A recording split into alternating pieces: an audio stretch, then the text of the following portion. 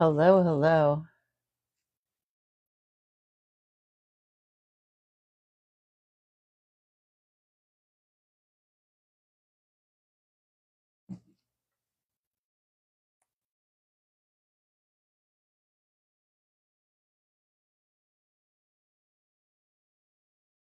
Hello, how's everyone doing tonight?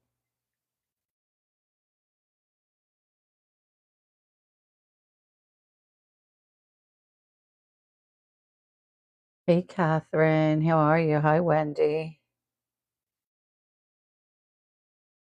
How's everyone doing tonight? I'm just getting everything ready. Oh, I don't know who this is. It's early. Let me see who this is.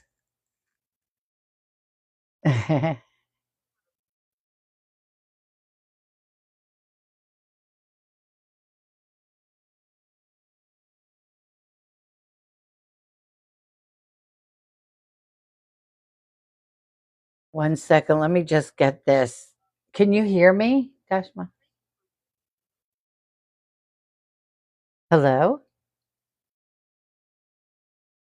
Hey, hi, how are you? That's that's good. What's going on? Oh, okay. Oh, wow. Yeah. Oh, okay. You know why? Because 5:30 it is. 5:30. Yeah, 5:30. If you, that's what time we started. Yeah, 5:30. Everybody will call in. No, we do it at like 5:30 your time, 8:30 our time. All right. You call me. Yeah. So you have a half hour.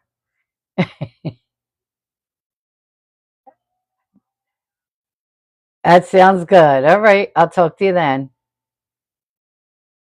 Okay. Bye bye. Hello. Everybody could hear, right? Is the microphone okay? We had an early caller.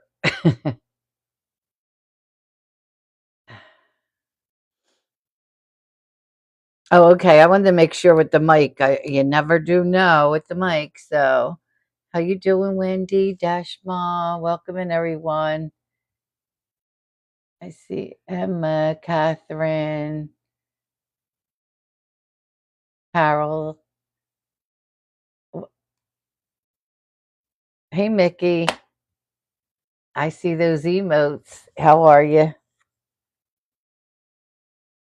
So I'm actually hoping that Keith could call in. If not, we're doing it without him because they have. Thank you. They're having a major issue at the prison. Like they had so much happen, and he just wrote me the phones aren't working. Like at least where he's at, because he's at the same prison with these two guys, Ralph and Manny. But they're in, of course, like we learned last night. Let me get my questions. They're in different buildings, different yards, and he said there was but they had a lot of trouble like today. He said what did he say? Our phones have been down. He can message, but it's hard calling. He's going to try. There was an assault on a staff member. There was an OD, and there was a drunk guy. So a lot's going on there. So we don't know. I got to see if he'll be calling in tonight. Hopefully he can call in and we can get this done. If not, I'm still going to do it with just Manny and Ralph. Just with Manny and Ralph. We'll give Keith the night off. One second, I need to get another selfie stick. But hey, Lisa.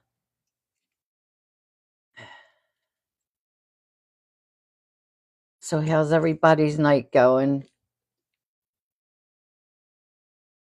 Did anybody hear anything else on the case? Hey, Jim. Like with the break-in today, I haven't heard anything. I haven't gotten any news updates on what's going on, if there's anything going on. Hey, Katie, how are you? Yeah, I did see that. Yeah, I saw that, but I haven't, I don't know if there's anything else. Tired. I'm sure you are. You should be. You had a busy day. So we have Keith there. If he calls in, this would be Manny's phone. I should really label the phones, and that's Ralph's phone. Ralph already called in. Ralph already called in. He thought it was started at 5 o'clock their time, and it's really not. So we'll see what happens. Oh, hey, Sam, how are you? I know I really should, but now I got Keith, Manny, Ralph. I got them in order. I need to put my notes on them usually to remember who's calling on who, but we'll see. We'll see what happens. It was good. I had just had some chicken. That's it. I'm more tired. I need sleep more than anything.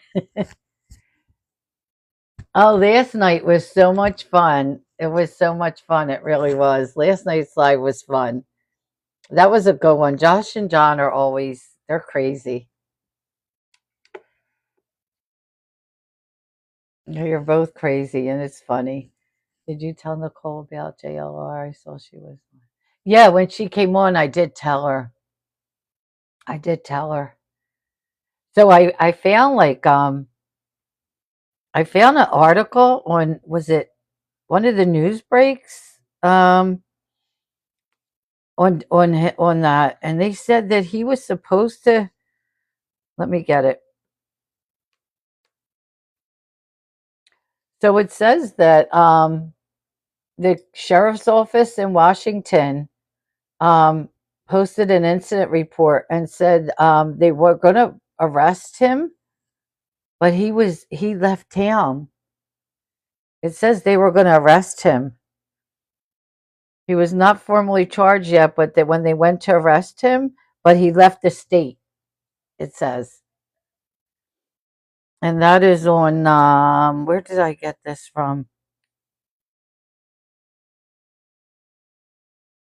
Not News Nation, and one of the news channels. It don't even say it on top of the paper. But they said when they went to arrest him, he already left town. He was in another state, so they couldn't do anything. So just charges are pending. We'll see what happens. This has been the craziest thing. I don't know. I don't know what's going on. But I haven't heard anything about what happened with the two break-ins today. I haven't gotten any news on that.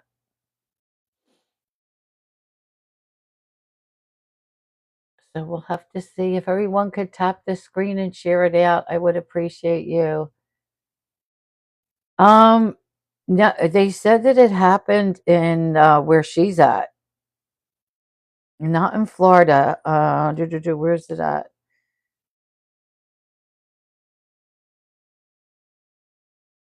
Where is she from? In Washington, sent the Post an incident report which says probable cause. They had probable cause to arrest JLR. They used his last name, but he had left the state. So it says, yeah, where she was. So I think it was Washington,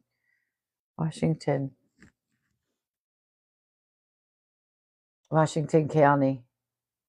Did you see this, Sam? Yeah, she's there now. She's not here in Florida no more. I don't, but she owns a house in Florida with him. They own a house together. Oh, you did? I heard some things, and then everything's coming to light since last night, yesterday. I don't know what happened yesterday, but it's all over. Yeah, but they have a house in Port Richey, Florida. In Port Richey, Florida. They have a house together. It's in both their names. So we'll see what happens. I don't know what they're. He has court again. That's all we know. I guess we have to wait till then. He has court April 14th, I believe it was. The 14th. Yep. I know. Yeah. Her too. Yep. Yep. It's crazy. Why don't they issue a warrant? I don't know, right? I don't know why they didn't issue a warrant. Oh, Nickel, it's just information that's going around about JLR. He's having some issues again. We all thought he changed, but who knows? Yeah, he does have an attorney. Yeah, because they said his attorney did not respond. Where did it say? I read his attorney didn't respond either to something. I didn't. I didn't screenshot the whole thing. I just took bits and pieces. The post is indicated. The post and incident reports which said probable cause to arrest JLR, but he had left the state. He has not formally been charged in relation to the incident, and no warrant appears to have been issued for his arrest. Hi, Michelle. Yeah, it's on Matt. It's on Matt's video too. I know, right? You saw that today. Yeah, I saw this, and then so evidently they both have a past, but if he hit her like that and did she need surgery, that's sad.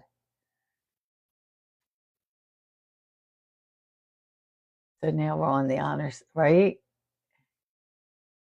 Oh, thank you.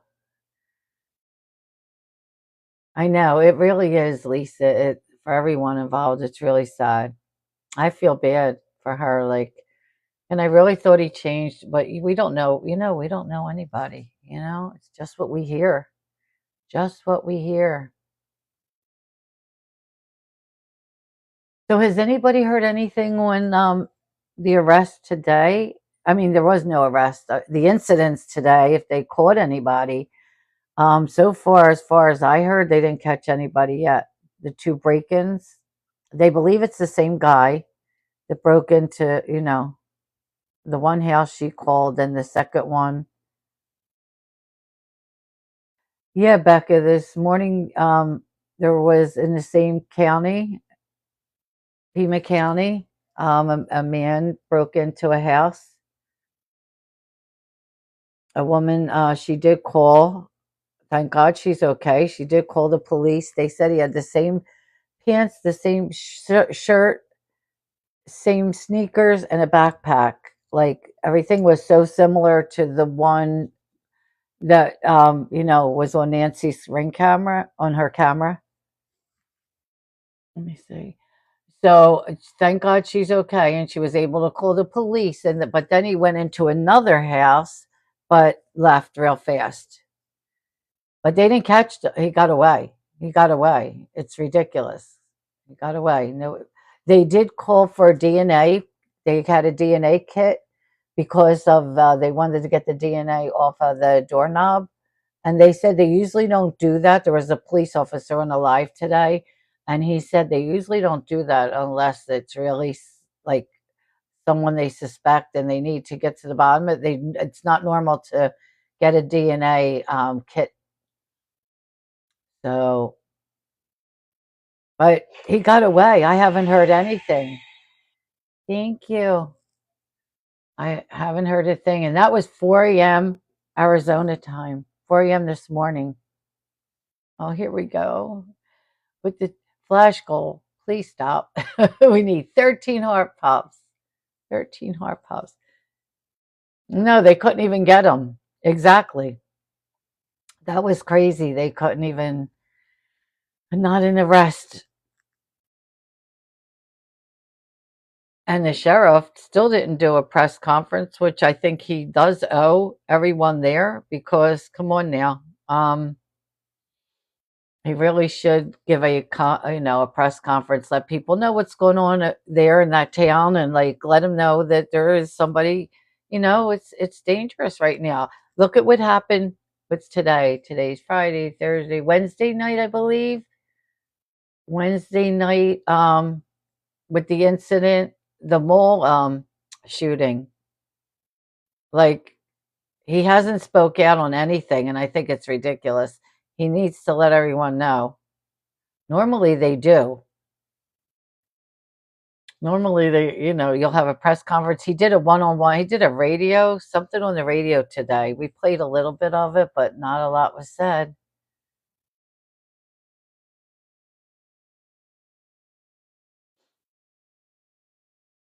Let me see. Did some guy go on a couple houses? Yeah, this morning. Yep. He went two houses. He went in the bedroom. Yep.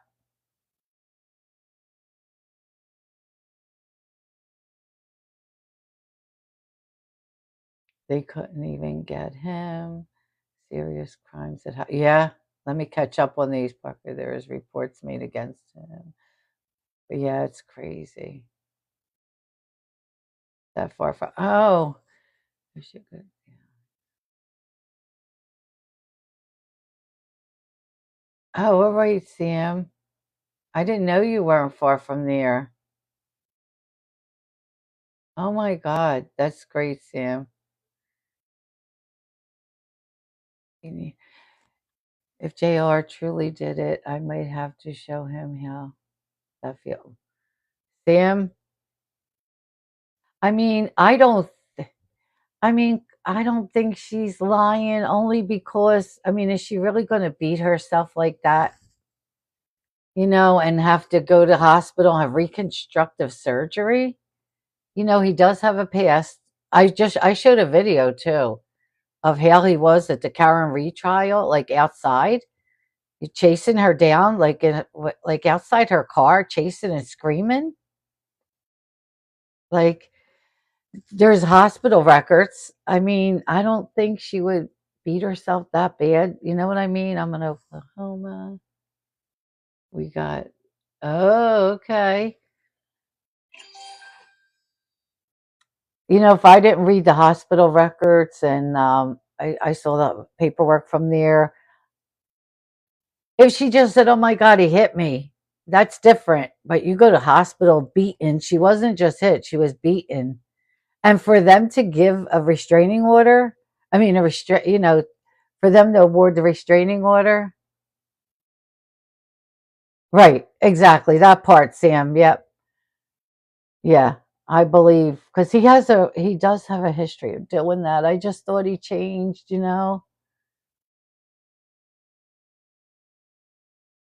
Oh, thank you, Lisa. So we don't know if Keith's going to be here tonight. We're going to fingers crossed. My co-host is here, but I don't know. They're having issues at the prison.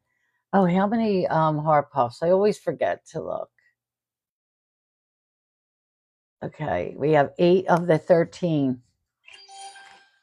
We need 4 more. And Christy went out to dinner. How dare her? Beckett, I don't know, but I don't know about tonight. We have to see because of like we have I have 3 callers, so it might be hard to do tonight. We'll see. We'll see how it goes. This could have gotten him. Take him. Alexa, yep. And they can listen to the entire fight. Exactly. Yeah. I mean, she's beaten to a point where she needs reconstructive surgery. That's bad. That's why I believe that part. Like I said, if it was just where, she said, oh my God, he hit me, that's different. Then it's like, okay, really? But she was at the hospital. Oh, look, I know. I don't like Alexa. I don't like Alexa. Hey, Ruth. How are you? Yeah, she, for her to be at the hospital, that kind of, I'm good, Ruth. I'm good. And I mean, he does have a past for doing stuff like that. He really does. I just thought he changed, I figured.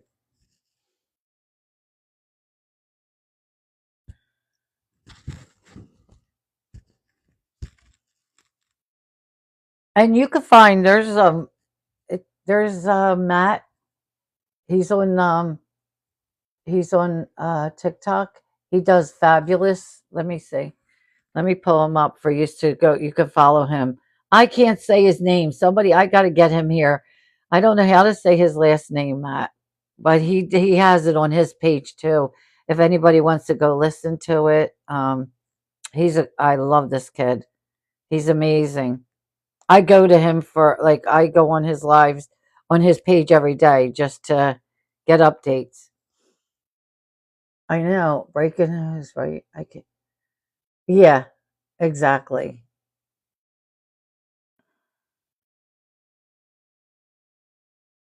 Why did it go to a different? That's crazy. I hit Matt and it went to a Matt Matthews. Who is that? Here he is. So this is his page, and look at all the video. He'll post videos constantly. I don't know how he does it. Oh, like my phone isn't listening today. If you're going to,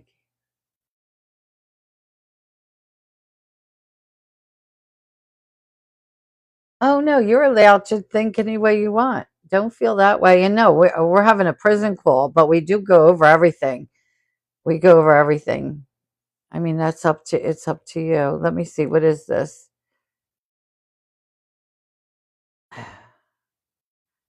Let's listen to 2 hours ago on Nancy. The area of Nancy Guthrie's home. He posted something. The Sheriff's Department has stated that they are still investigating reports of suspicious activity in the area of Nancy Guthrie's home. When asked specifically about recent reports of strange activity at the residence across from Nancy Guthrie's home that appears to be vacant, a spokesperson for the department says that they were unable to confirm if the investigation is focused on that or any specific individual or individuals. There is, however, still a lot of speculation about this particular house. A woman reportedly owns it and rents it out. 3 men were said to have been living there until abruptly moving out around the time that Nancy went missing. Early on in the investigation, no, you're not wrong, Parker. Nancy's home, everyone could have their own. Everyone could have their own. You have your own opinion. Everyone does.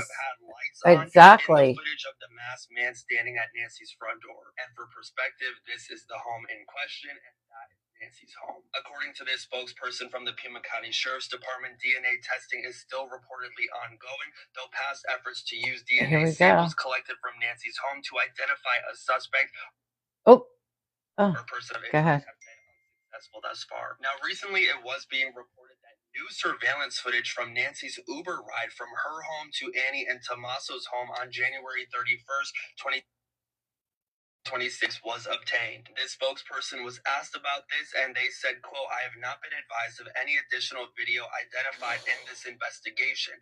The sheriff said early on in the investigation that investigators had interviewed the Uber driver who was not considered a suspect or person of interest in this case. So for some reason, they're not willing to say that they have footage of Nancy inside of this Uber, whether that's because they're still investigating it or whether that's because it doesn't exist. I'm not sure right now, but hopefully time will tell. Things have definitely been slowing down in this case, but as more information and updates are provided to us, I will be sure to share with you all.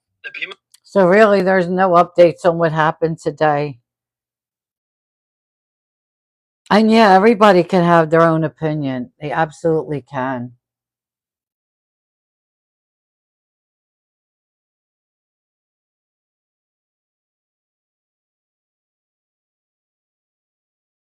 One second. Let me see if this is Keith.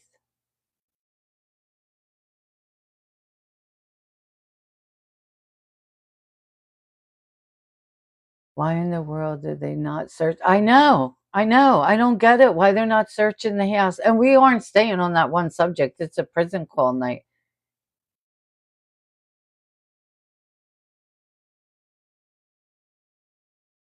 Yeah, tonight is prison calls. So I don't get it, Sam, why they didn't do that.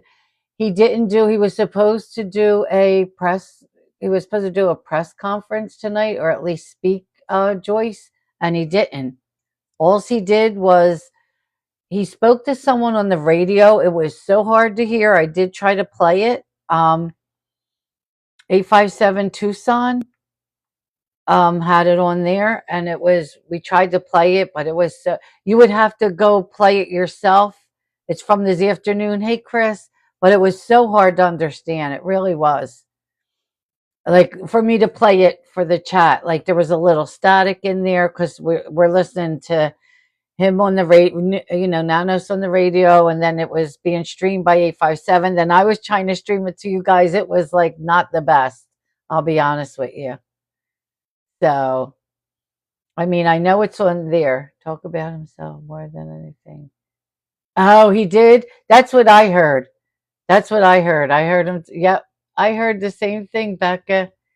He talked about his brother and what happened. I mean, he lost his brother. I understand that. He talked about going to the gym. You're right. It was all about his, yeah. Yeah, that's right.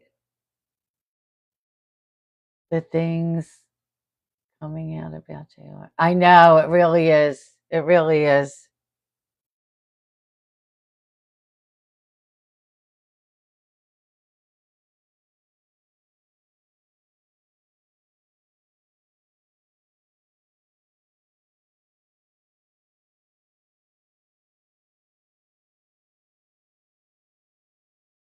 Yeah, Joyce, it's hard to understand. I tried playing it. It was bad because, like I said, the streaming part, because he was in his car.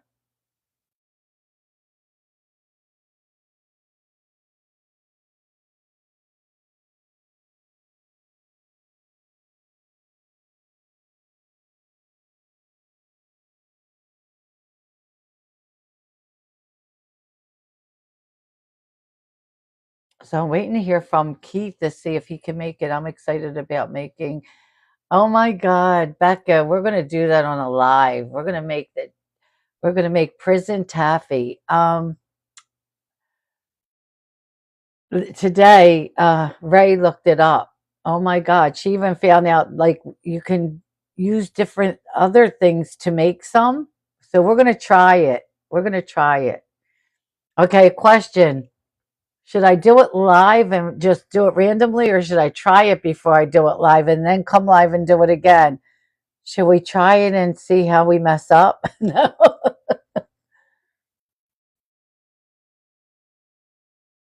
Just do it live. Don't practice. Are you kidding me, Samantha? Really do it live?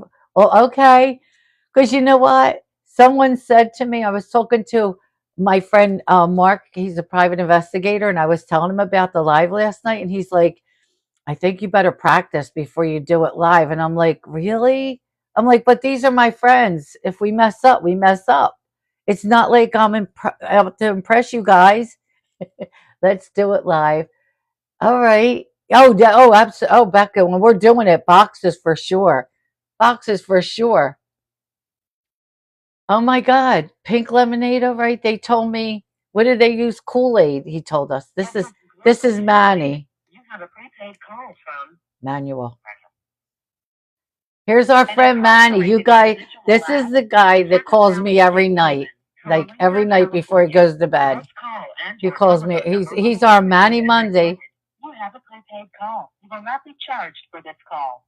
To accept this call, say or dial 5 now. Thank you for using Global Tel Link. Hello, hello. Hi, Marge. Hi, how are you? I'm doing good.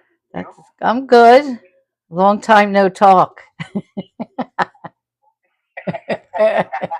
I just had to say that. Oh, how was your day? Good. It's just hot. I heard. It is hot in the film. Yep.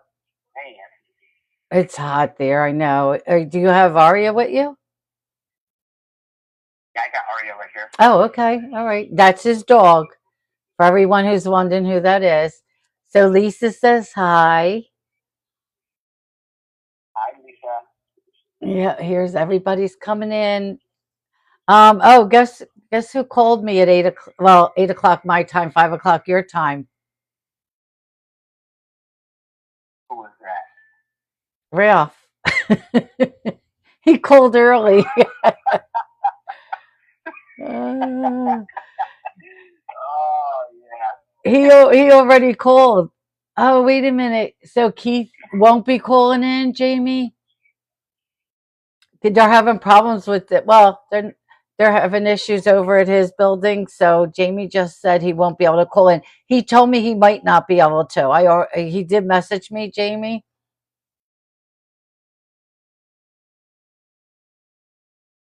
So I don't know. So yeah, so Keith isn't going to be calling. Yeah. Oh, I know. He did write to me right before I came live, and he said he might not be able to go live. There was a lot of issues over there. So it's me, you, and Ralph. Wait a minute. I have somebody that wants to say hi. Hey, stranger. How are you? Ooh.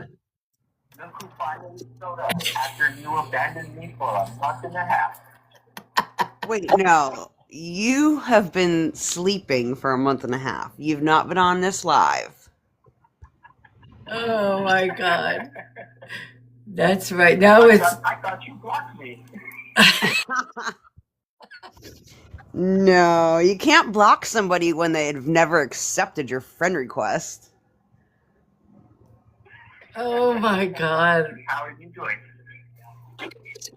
I'm good. I'm good. Working, Working. Yeah. dealing with pollen. Oh, sorry. Hello, I was just gonna pick one today. Hold Ray. Ray, I got you because once he started dealing talking to all you ladies, Manny forgot all about Jamie. I don't get no phone calls. Every once in a great while, I will get a text maybe once a month if I'm lucky. Maddie, what are you doing in there? Why are you leaving us all hanging? hold up. Let's not pickle Manny now. Come on. Don't worry, Manny, Oh. I got you. Manny, I heard you were going to teach us how to make some Laffy Taffy. Manny, what did I told you last night about the prison taffy? I believe Manny can also make tamales in That's there. I don't know if it was him or one of the other guys, but you would not believe what they do. It's crazy, right. We need a cooking class. right? Well, I'm glad you called. They're ganging up on Manny. The ladies are ganging up on him. Hey, I talk to Ralph more than I do Manny now.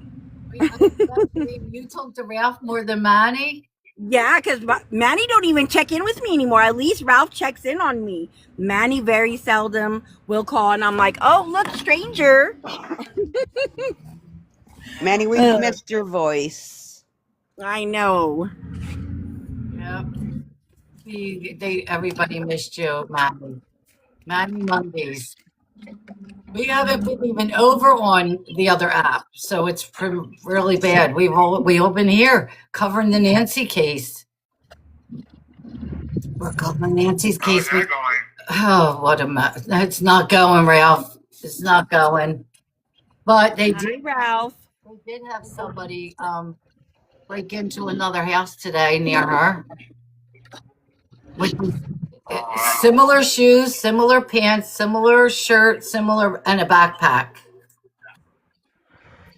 Looking to do your live, but I'll be in the chat. Right? I just wanted to say hi. I know. I wanted to just say hi for a minute. I'm getting ready to go back to work. So, hi, Ralph. Hi, Manny. Miss you, boys. My number has not changed. You can all check in with me. Uh, I will talk to you guys later. Love you guys. I love you, friend. Bye. Oh, that's funny.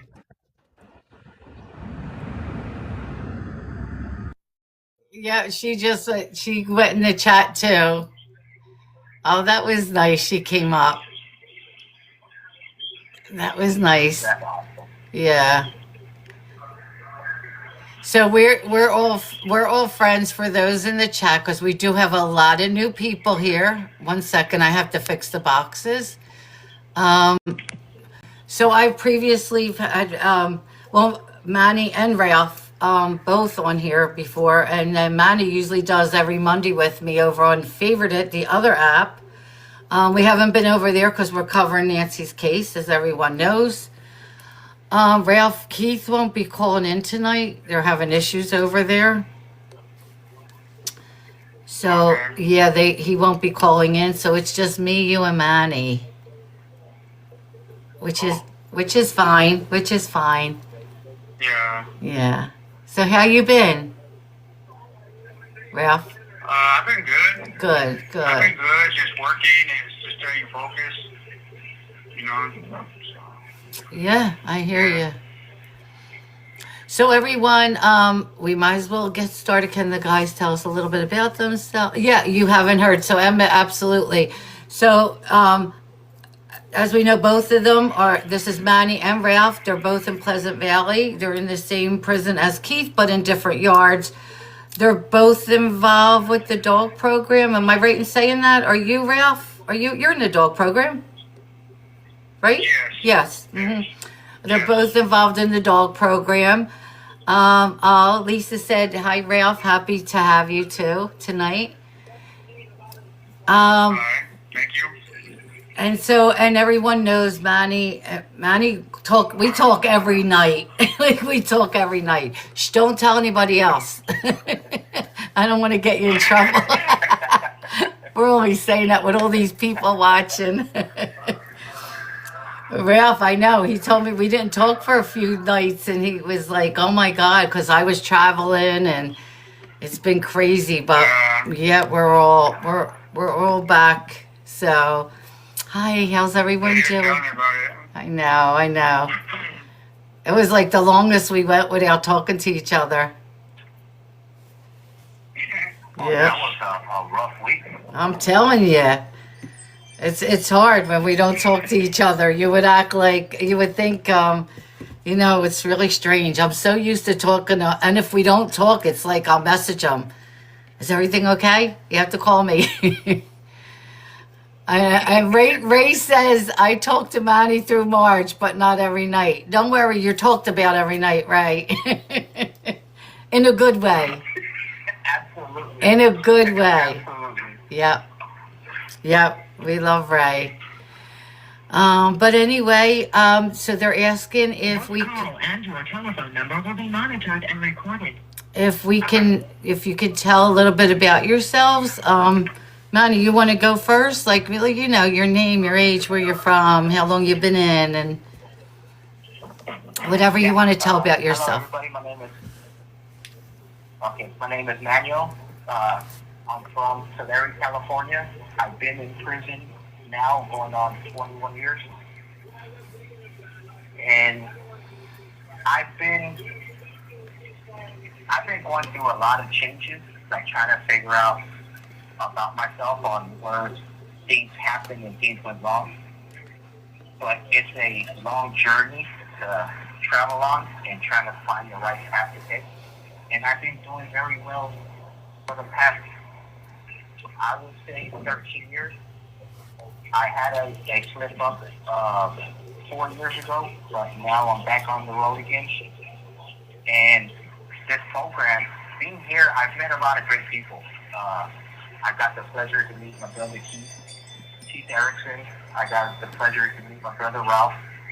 A couple other guys that has helped me to continue me down this path and to get me where I'm at with the dog program and training dogs and finding a purpose in life that I never thought I would ever find.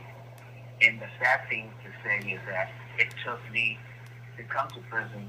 This call and your telephone number will be monitored and recorded. And for the longest time, I looked at it as like wow, I'm in prison. Like nothing's ever going to change. But being in prison and meeting everybody that I have, it's a big eye opener, and it's a huge blessing because even though we're in prison, we still have a chance to do all these great things. Even though we're stagnant within our situation, but there's a lot of self growth that you get to witness and have people be a part of your self growth. And I came to terms with being in prison. It was a huge blessing. And I've always thought like wow, that kind of sucks because why didn't I take advantage of that when I was free? And for me, now that I'm witnessing all this and developing all these skills and traits of getting myself prepared to go home, that's what I'm happy for. I'm actually happy that I found everything now and found the people that I could consider my family. Keith, Ralph, Marge, Ray. It's a huge blessing. Absolutely. Ralph, do you want to? Oh, go ahead. Go ahead. No, finish. If it was up to me, I wouldn't ask for any other way for things to happen. Yeah. You've been through a lot, but you're coming out amazing. Yep. And thank you everyone for being here. Ralph, do you want to tell us a little bit about yourself? My name is Ralph. I'm 39 years old. From Bakersfield, California. I've been down 7 years. On a 29 sentence. And I've just been kind of like Manny, just on a little soul journey, trying to find myself. And it took a while for me to get to that place, and I finally reached it. And it was some growing pains, but it was well worth it. Just learning some insight about myself and stuff that I needed to address that for the longest I just ignored. I was in denial for a long time, and then just being here incarcerated, at first I thought it was like a bad thing. Well, actually, when I really look at it. When I actually look at it from a different standpoint, it's like it actually was a blessing because it allowed me to find myself and to work on myself, to address my issues that, like I said, that I've been running from for the longest, my drug addiction, my ties with my neighborhood, stuff like that. I had to filter that out and replacing those things with a healthier lifestyle, and being in here gave me that opportunity to do that. And so since then, it's been going good for me. But I really none of this really happened though if I would have never met brother Keith Erickson, because he's the one that got the ball rolling for me. And I really appreciate him. I kind of feel like my higher power, God, puts people in your path for a reason. Just like he put Manny in my path, Keith, who else? Tommy, there was another guy that was here named Ernesto. He was another big influence in my development, in my self-growth. But yeah, now I just live life, and with the purpose now. Every day I wake up, what's my purpose today? Absolutely. And like my job in here, I work for ISUDT, which is a integration drug treatment program that we have around this yard, and that gives me purpose every day to give back to the other men that are in here that are struggling, that come from the similar walks of life that I came from. But yeah. Yep. Yep. And I love this because everybody, and I think you all noticed this, everyone that I have on here, and both of these guys are amazing. They have one thing in common too. Well, they have a few things in common, but Keith has always helped them and mentored them, and Keith is always there for them. And we hear that, like, and so Ralph, I have a lot of new, and I call them my friends, which they are. A lot of new friends are here now that join us since like when you joined the first time. So there's a lot of new people. So they're just getting to know Keith. They're just, just heard from Keith one time or two times. That's it. So, and it's like, I want them to know. And both of them are in Keith's book. They are both were interviewed in the Trauma Unraveled book. They are both in there. Absolutely. So, do they feel comfortable sharing while they are in there? Absolutely. They're an open book. We don't have to get like too deep, but do you want to tell them, Manny, why you're in prison? Yeah, for me, I'm in prison for committing attempted murder. My crime was, for me, I was born with a very dysfunctional family too, where both family members were both involved in gangs. And You have 60 seconds remaining. Manny, This call and your telephone number will be monitored and recorded. real quick before we go on, Beans, Ralph, your phone's going to go out. Can we hang up and call back together so it'll be easier for you it to be one time? So call me right back, both of you. Okay? I'll see you in a minute. Okay. Okay. Yeah, they have no problem telling why they're in prison. That's one thing not a problem at all. None of the guys really do. But I'd rather them call back. It's just easier than answer one call than the other call. When we have them calling together like I did last night, it's just so much easier to do it that way. Unfortunately, Keith will not be joining us tonight due to the phone issues and things that are happening over there. They're all in the same prison, but they're in different yards. Manny and Ralph are together, but Keith is in another yard.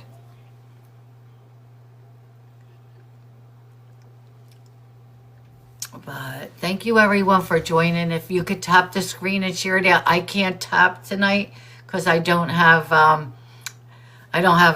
phone with me. I could have connected another phone, but you know how it goes. We did great last night. Thank you, Dash Mom.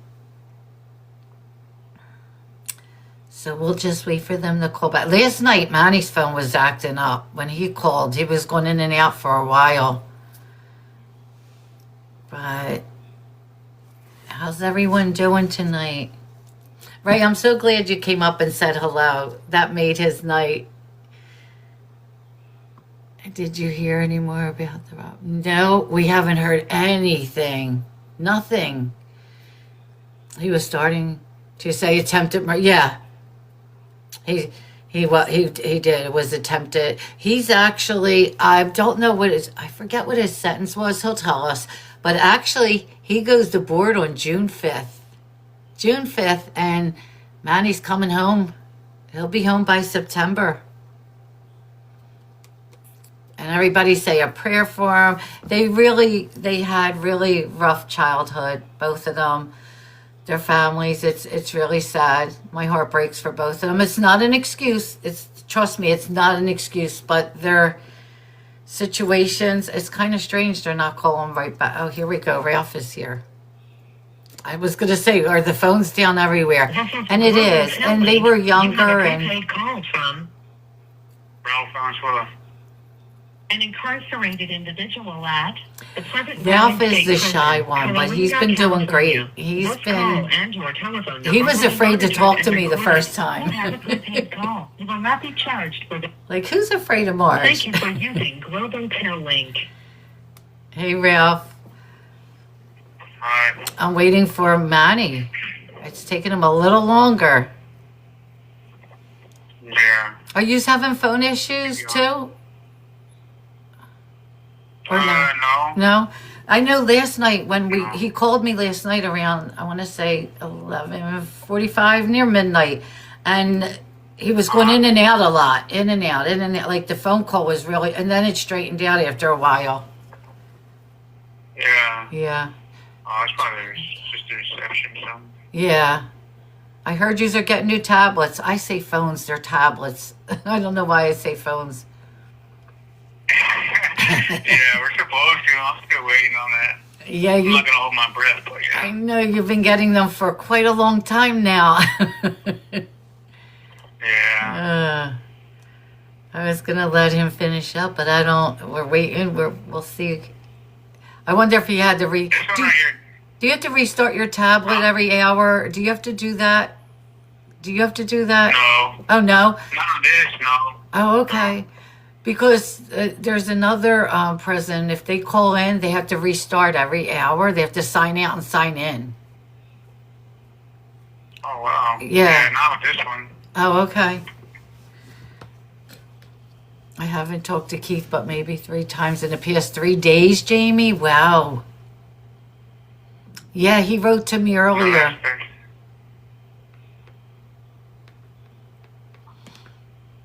But it's been okay for you. Did you work today, Ralph? Yeah. Did you work? Yeah, I went to work.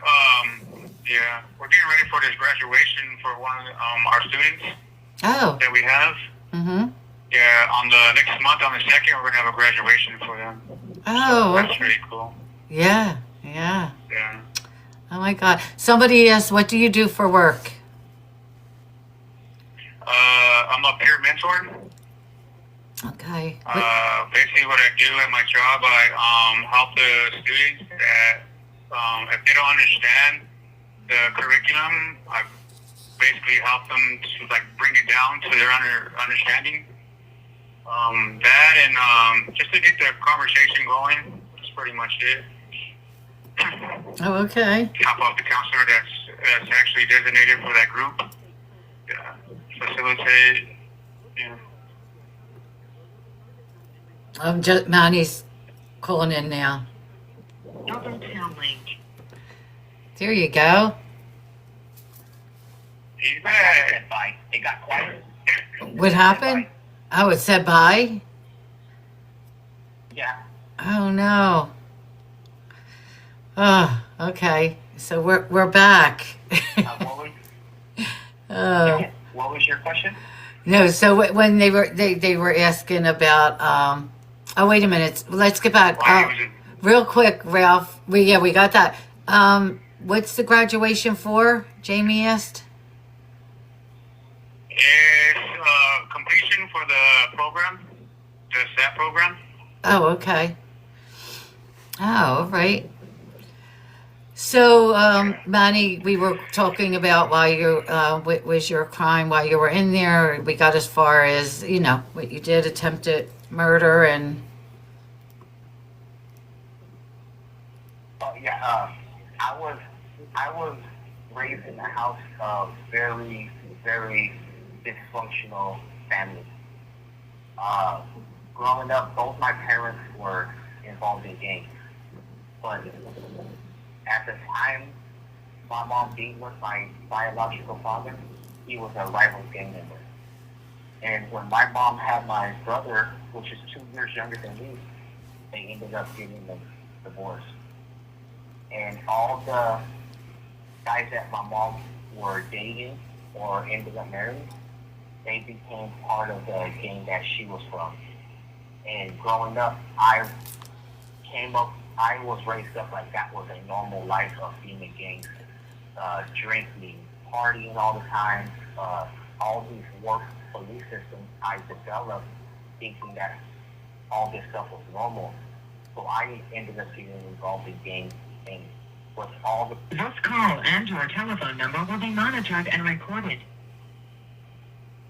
I was raised in, I started developing, that was my ideology, that was my personality of who I was supposed to be. I ended up having a lot of entitlement issues. I wanted things my way, and I had a lot of control issues. And the day that I committed my crime it was based on controlling another individual at the time I thought was a right way to handle things. I've learned now that it's not the right way to go about life. I have no right to harm anybody, but it took me all these years, 21 years, to finally realize it. Right? Absolutely. And how long was your sentence, Ebony? You were sentenced to? I was sentenced to 38 years. 38 years. I took a deal. At that time, I was going to trial. I was facing 75 years to life. So I ended up taking a deal for 38. Okay. So, and I did let them know you go to board on June 5th. Yeah. So, everybody just keep Manny in your prayers. Manny's coming home. This call and your telephone number will be So- monitored and recorded. You got this, Manny. You know that. Yeah. Yeah, he does. I'll be happy. I'll be excited if I was to get found suitable. That's right. But I'm okay with either decision. Yeah. Because no matter what happens, nothing could take my inner freedom. That's right. Yep. And he's always positive. That's one thing he is. He's always positive, Manny. So, because you did go to board, right? And you weren't considered suitable, right? How long ago was that? Yeah, When they 2022, I went 2020. to board my first time in 2020, and then I was found not suitable. They denied me 3 years. I went back in 16 months. May of 2022, I was supposed to go to board June 22nd of 2022, but May 10th, I ended up getting in a fight to where I became the aggressor, and then I went to board a month later, and I was found not suitable. They denied me another year, and I went back the following year in 2023, and that one, because of my last write-up in 2022, I ended up postponing it. Right. So they denied me, they gave me a 3-year denial. They told me to come back about a year and a half. Now I go back June 5th. Yep. Manny, how old are you? I know, but I'd rather you tell everybody. I can't answer all your questions. I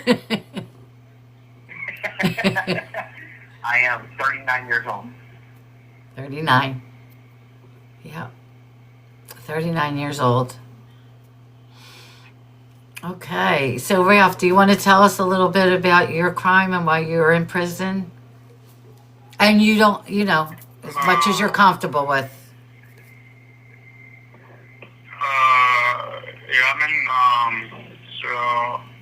I'm in prison for murder, which I took the life of my brother,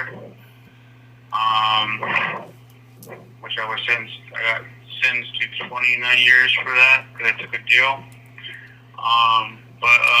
Yeah, it's kind of like similar to Manny, like just growing up in a dysfunctional family, having one parent that was a gang member, and just growing up in that.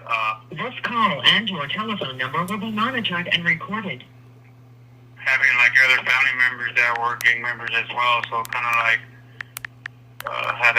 did have the influence over me. But it also, I think, a lot of it was the belief system that I developed in that, which also comes from our experiences that we go through in our childhood. So having that kind of like instilled in me contribute to why I'm here today. That and along with my behavior, that other things that I picked up along like in the street life.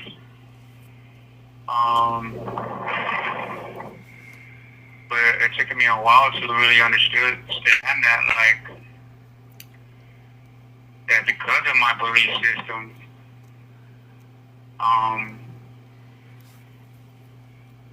was one of the factors that played into why I'm here today. And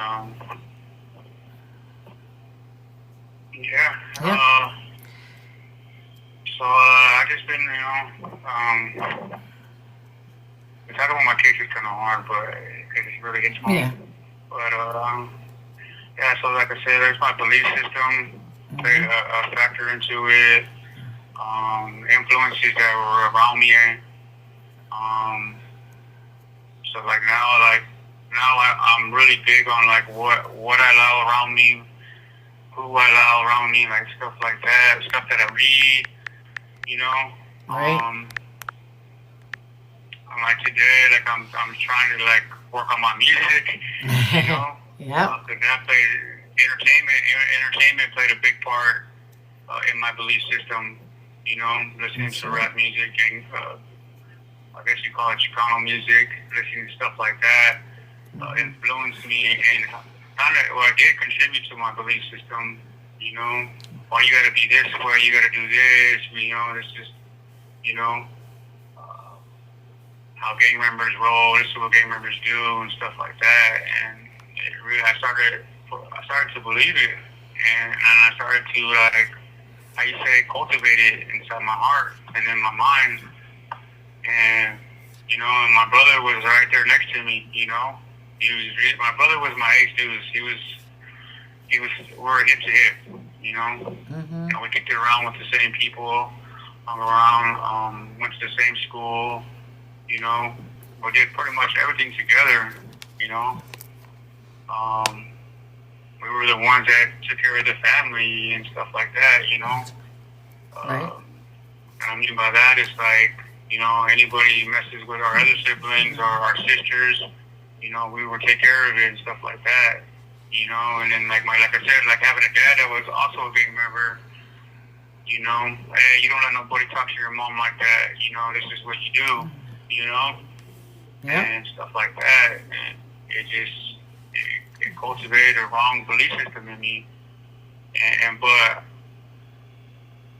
me being a child at the time, like I normalized it. Like, okay, well, because growing up, I wasn't my dad's like favorite. My brother was, my brother Richie, he was my dad's favorite. And I was more a mama's boy.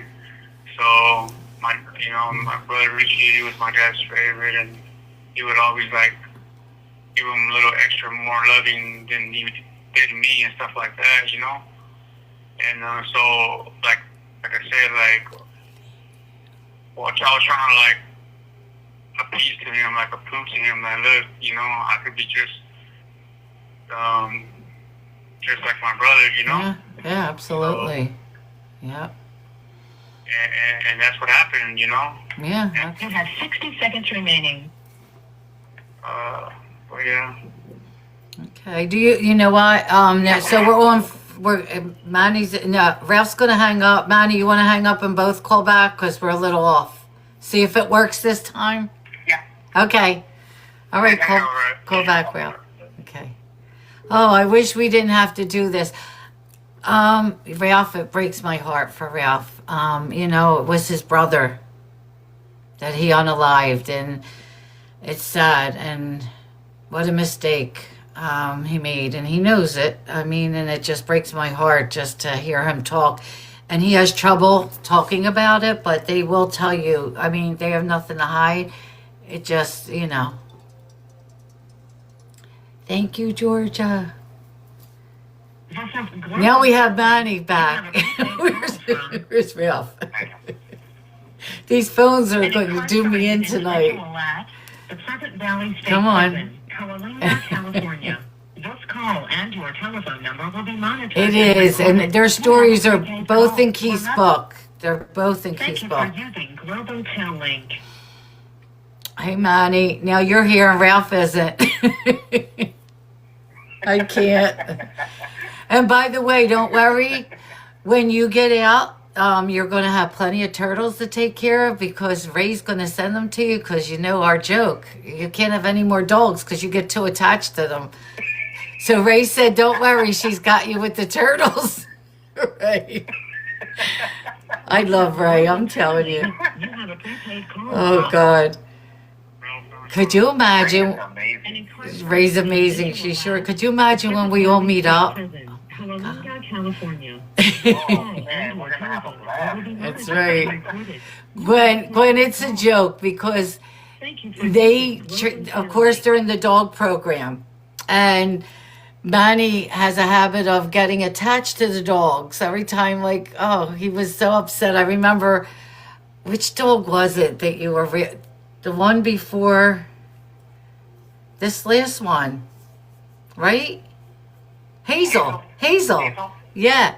Oh, when Hazel left, he was so upset. So I was like, I sent him an e-card. I was worried about him. So Ray turned around and said, he can't have any more dogs. We're going to give him turtles to raise. Because that's what we tell him. We're giving him turtles because he gets too attached to them. But they all do. I mean, how could you not get attached to it? You know, the dogs there, they're amazing. Absolutely. Yep. And he's very passionate about the dog program, as everyone should be. Animals are they are precious. Yep. All right, so Beans, we heard from Ralph. Manny, we'll start with the first question. Since your previous live with us, has anything significant happened or changed in your life that you would like to share? Oh, man. I would, because like for me, I've been having, like my panic attacks. Yes. So like when I have like a lot of anxiety. I mean, I still have them, but not as bad. It seems like, because I've been doing a lot more training and working, trying to stay busy. Mm-hmm. And I haven't been having them lately. And since the last live that we had, now that I go to board, honestly, what has helped me come to the understanding of things that I want to happen is not only the dog program, but as you know, I was doing the Ramadan, the fasting. That has cleared my mind to see things differently. Right. Because before I would be like, oh no, I want this to happen. I want things to happen in some way. But I'm okay with either decision they make for me. Because I now know that things happen for a reason. You meet people for a reason. And people become your friends for a reason. And then they become your family for a reason.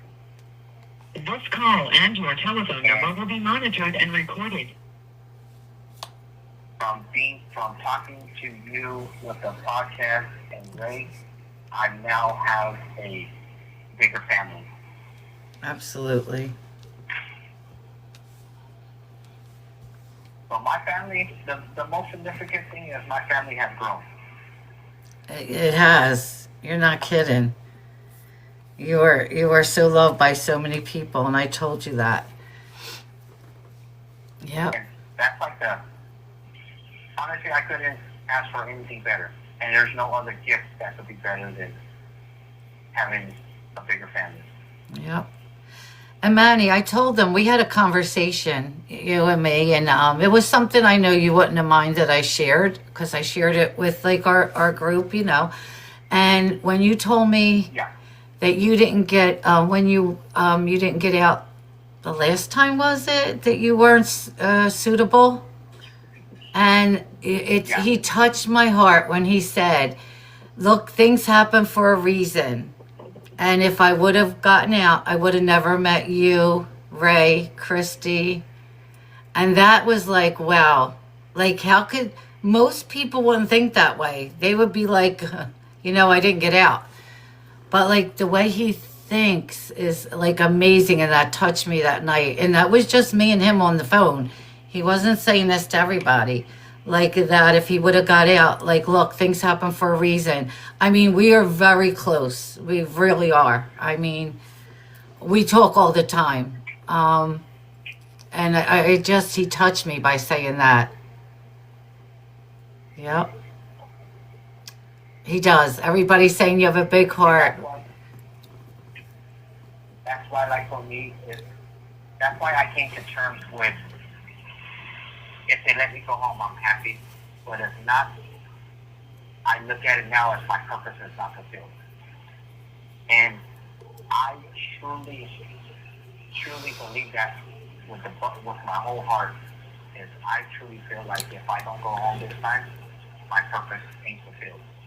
Right. And maybe there's something else that I gotta figure out, or there's something else that somebody in here might need my help. Right, right. And I'm okay with that. I'm truly okay with that. Because no matter what decision they tell me, they're never gonna take my freedom. I may be in prison, I may be in jail, but that's one thing that nobody can take. Nobody can take my peace of mind, nobody can take my freedom, because I'm not letting them take it from me. I've felt that my whole entire life of people taking away something from me. I'm not going to allow that no more. Right. And look at, I have one of the, I mean, I get close to all the dogs that I've ever had, but I have the best dog that anybody could ever ask for. Yeah, he does. And to me, I look at her like, she's not my dog. She's my daughter. Mm-hmm. This call and your telephone number will be monitored and recorded. I truly love this dog. She's my best friend. Yeah. And for those of you who don't know, yeah, they're both in the dog program. They both work with the dogs, but Manny has a dog. Like, he has a dog that's his. So when he leaves, the Aria will be going with him. That's his dog. So he has his own dog. Like Keith has Finn. That's the way it is with Manny. So absolutely.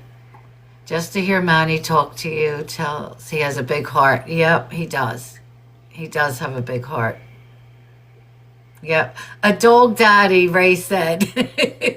Yeah, he is a dog daddy. Yep. And you know what? Yesterday she said she wanted, what did you say you wanted? Did you say a golden retriever? I said, don't worry, we can work on that. I said, I'll call Manny. Don't say you want a dog. We'll get you one. Yep, she wants a golden retriever, Manny.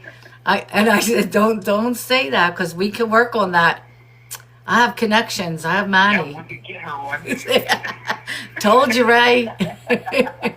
I told her that. Don't say that because we'll get you one.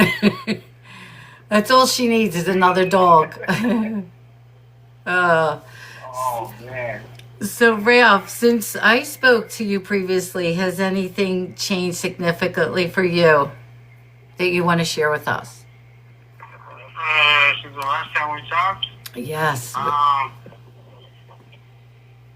think other than the fact that I got a new dog, yeah, that's the only thing I think of that significantly that's happened in my life. Her name is Kayla. She's about to be, we think, 9 months. This call and your telephone number will be monitored and recorded. She was a stray.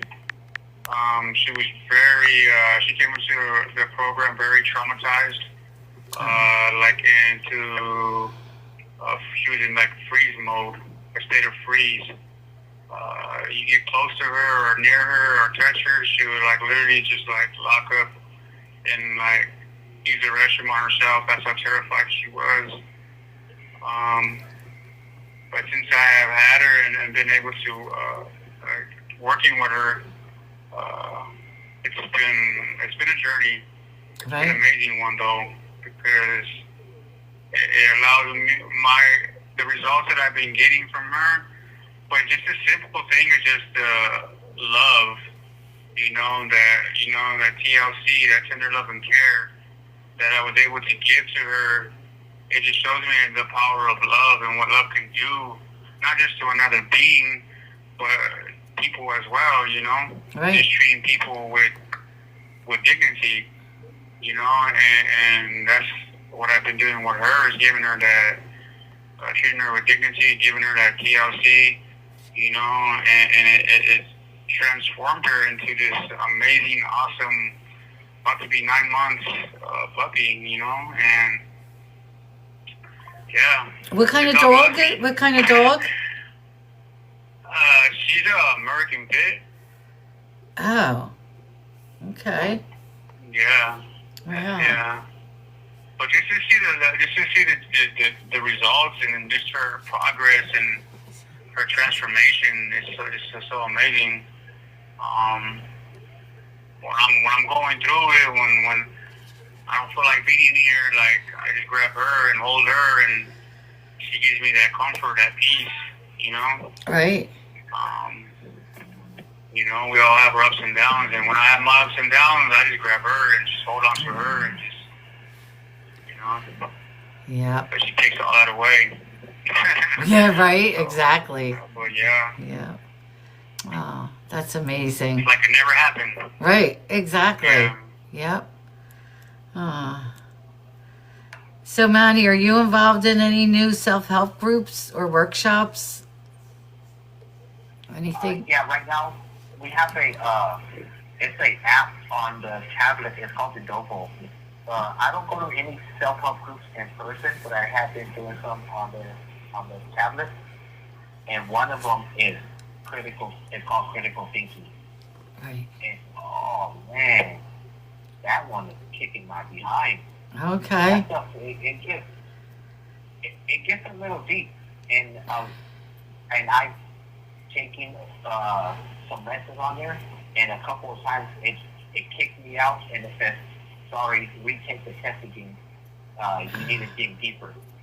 I'm like, how deep can I go? Right, yeah. It's hard. Critical thinking is not easy, and it's not made for everyone. Exactly. And I'm taking that one. And that one has helped me out to see things a little bit different, in a different perspective. And I also, they have one of the guys that I look up to when it comes to dog training, and I watch his show every Saturday. His name is Brandon McMillan. Okay. And his show is called Lucky Dog. And I've been watching that show way before I got involved with the dogs. I've always loved dogs my entire life. But I fell in love with his show. But now that he's on the tablet, he has little short clips of teaching dogs commands. But they also put a training course on the tablet, which I'm taking. Oh, okay. That one, it's really good. So far, I'm on lesson 12, and I'm actually happy. I'm getting 100% on all of them. Yep, exactly. Yeah. Well, that's good. So, Ralph, are you involved in any new groups or workshops? No, not at the moment. I did sign up for one, but I'm still waiting for that. Seconds remaining. I'm still waiting for that. The guy to come in and do it. This call Right, and your exactly. telephone number will be Oh, do you monitored want and to? recorded. Do you want to call back, Ralph? Call back because it just went out. Okay, thanks. Oh, this every 15 minutes. So Ralph and Manny are both involved with the dog program. So like Manny is a liaison, he can't hold down a job because he's so involved with the dog. That takes up a lot of their time too. So Ralph has a job but he's not, he's involved with the dog program, but Manny actually runs the dog program for his yard. This is Global It Telling. takes up a lot of You have a time. prepaid call from Oh, an incarcerated individual. Global Telling. You have a prepaid call from California. Ralph This Valenzuela. call and your telephone number. An incarcerated individual at you have the Pleasant Valley State Prison, California, California. This call and your telephone number will be monitored and recorded. You have a prepaid call. You will not be charged. Thank you for using Global Tel Link. Jim, yes, Ralph and Manny are both in the same yard. Yep. They are both on the same yard. Yeah. Yeah. Are you far from each other, like your cells? Are they? Oh my. A couple of doors We're down. about, Oh, okay. we're about six cells away from each other. Oh, okay. All right. Look at that. We got 50K likes in just like 45 minutes. 50K. That's amazing. Thank you, everyone. Do they ever train the dogs together? Do you train together? Yes. Okay. They do. Yeah, they work a lot together. Yep. So, let's see. All right. So Manny, I know you both share personal trauma stories in Keith's book, titled Trauma Unraveled. Can you share with us how it felt to share your story with the rest of the world? Oh man. That was a tough one. Yes, because for the longest time, I've always had a hard time letting people know what I've been through in my life, because this is not the right place and environment for you to become vulnerable with people. For the simple fact that anything that you say to people in here, they can use it against you. And a lot of people use it in the form of weakness. And it took a long time to overlook that. And that's one of my best friends that is like my brother. I remember we were This talking. call and your telephone number will be monitored and recorded. He was telling me that, like, in order for you to fully change and change your whole perspective on people, is for you to actually become vulnerable. And I told him, like, I'm not going to cry in front of people. He goes, feeling vulnerable is not you crying in front of people. Vulnerable is allowing yourself to be your authentic self.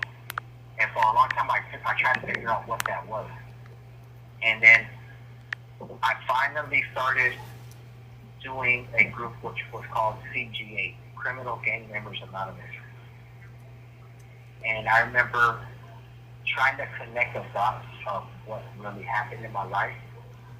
I started figuring out, okay, because of my past trauma, I allowed my past to dictate my emotions, thoughts, and actions.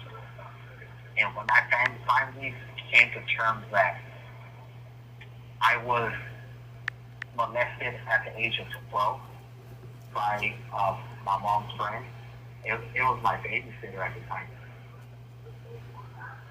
I'm not speaking that into existence and being it true and speaking out in front of everybody. I had no fear. Because then what I went through, somebody else, it could give somebody else the encouragement to think about what they went through. So I started to become more vulnerable of letting everybody know what happened in my life. With my mom being gang members, my biological father being a rival gang member, and me being from the same gang as my mom was, and my biological dad finding out. of him seeing my brother get involved with the same gang, and then with my biological father trying to kill me and my brother. If everybody else, majority of people in here, we all have the same story but different experiences. And I've been told by a couple of my brothers that me being able to be vulnerable and let them know what I went through, it helps them to become vulnerable as well. But the vulnerability it comes with any and all relationships. In prison, out of prison, any kind of business, friendship, brothers. And that's what I learned. And being able to share with the world that just because of my past, I allowed them to dictate who I was. It made me happy that I was able to speak about it and let everybody know what has happened. Right.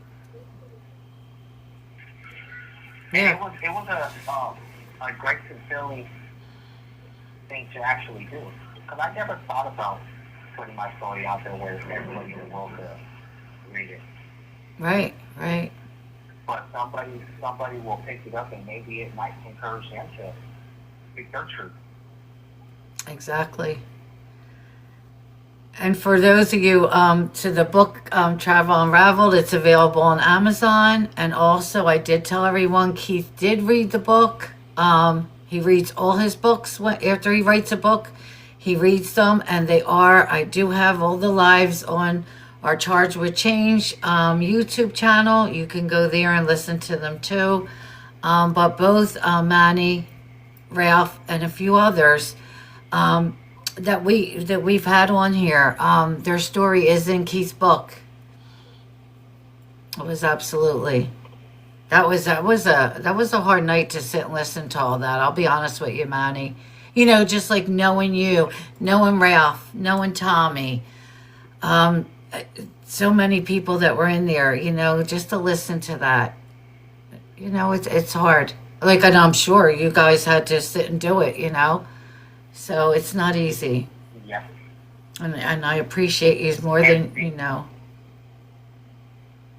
Before we did the book, and it's hard because growing up out there, the last time I was out there in the real world was 2005, and being a kid of going through all that trauma, you start to believe and feel like you are a lost cause. Right. And being able to speak my truth and let people know I am no longer do I feel I'm a lost cause. Right. Now I find a fulfillment on speaking about it and letting people know what happened, and that's not who I am anymore. This call and your telephone number will be monitored and recorded. Absolutely. So, Ralph, how about you? You know, knowing that you shared your story with Keith, can you share how you felt? Like you're like letting everyone know your story, like the whole world, like reading this, or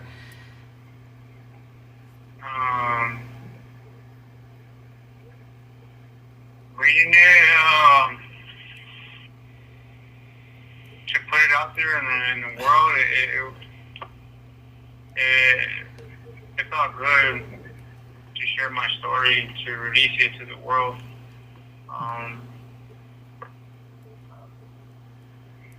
Because I feel like there's somebody out there that's may not going through the exact same thing that I've been through, but similar. And I feel like it, and you know, it might impact their life and be like, look, you know, wow, like I can relate to this guy, you know. So I mean, yeah, even if it just changes one life to me, I guess that's amazing. right? You know? Absolutely. But yeah, so yeah, that felt good. Yeah. And if anybody here's the book. Out there. Yep, here's the book. Their stories are in the book. Keith did sit down with them and interviewed them, and you know, he put their stories in his book, and there's quite a few people in that book. Yeah. Yeah. Does anybody have any questions so far before we continue? We don't have a lot, and we don't have to be that formal. We're just sitting here. We're not formal. You know, and it's so funny because people, like, they think, because we all get along. I mean, they're both amazing men here. And people think like I know like everybody I talk to. I never met neither one of them. I consider them my friends, of course. But yeah, people like, they think that I know you guys, or and nope, we never met each other. We just became friends doing this. But so, okay, I know the answer. I can't answer. I hate that I can't answer all these questions. You just have to do this. So, Manny, are you scheduled for parole board anytime soon? If so, how do you feel?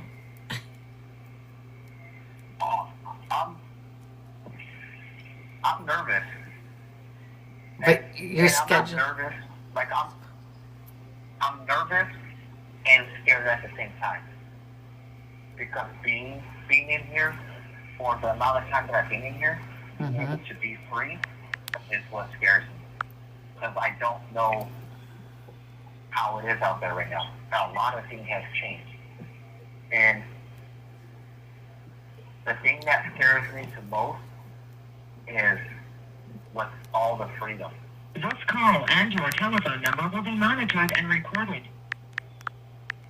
It's like, I look at it as you have an animal caged into a cage all day, and then you finally let them out, they run wild. Right. Since I'm being in here for so long, how am I going to adjust to being out there? And that's what I'm afraid of.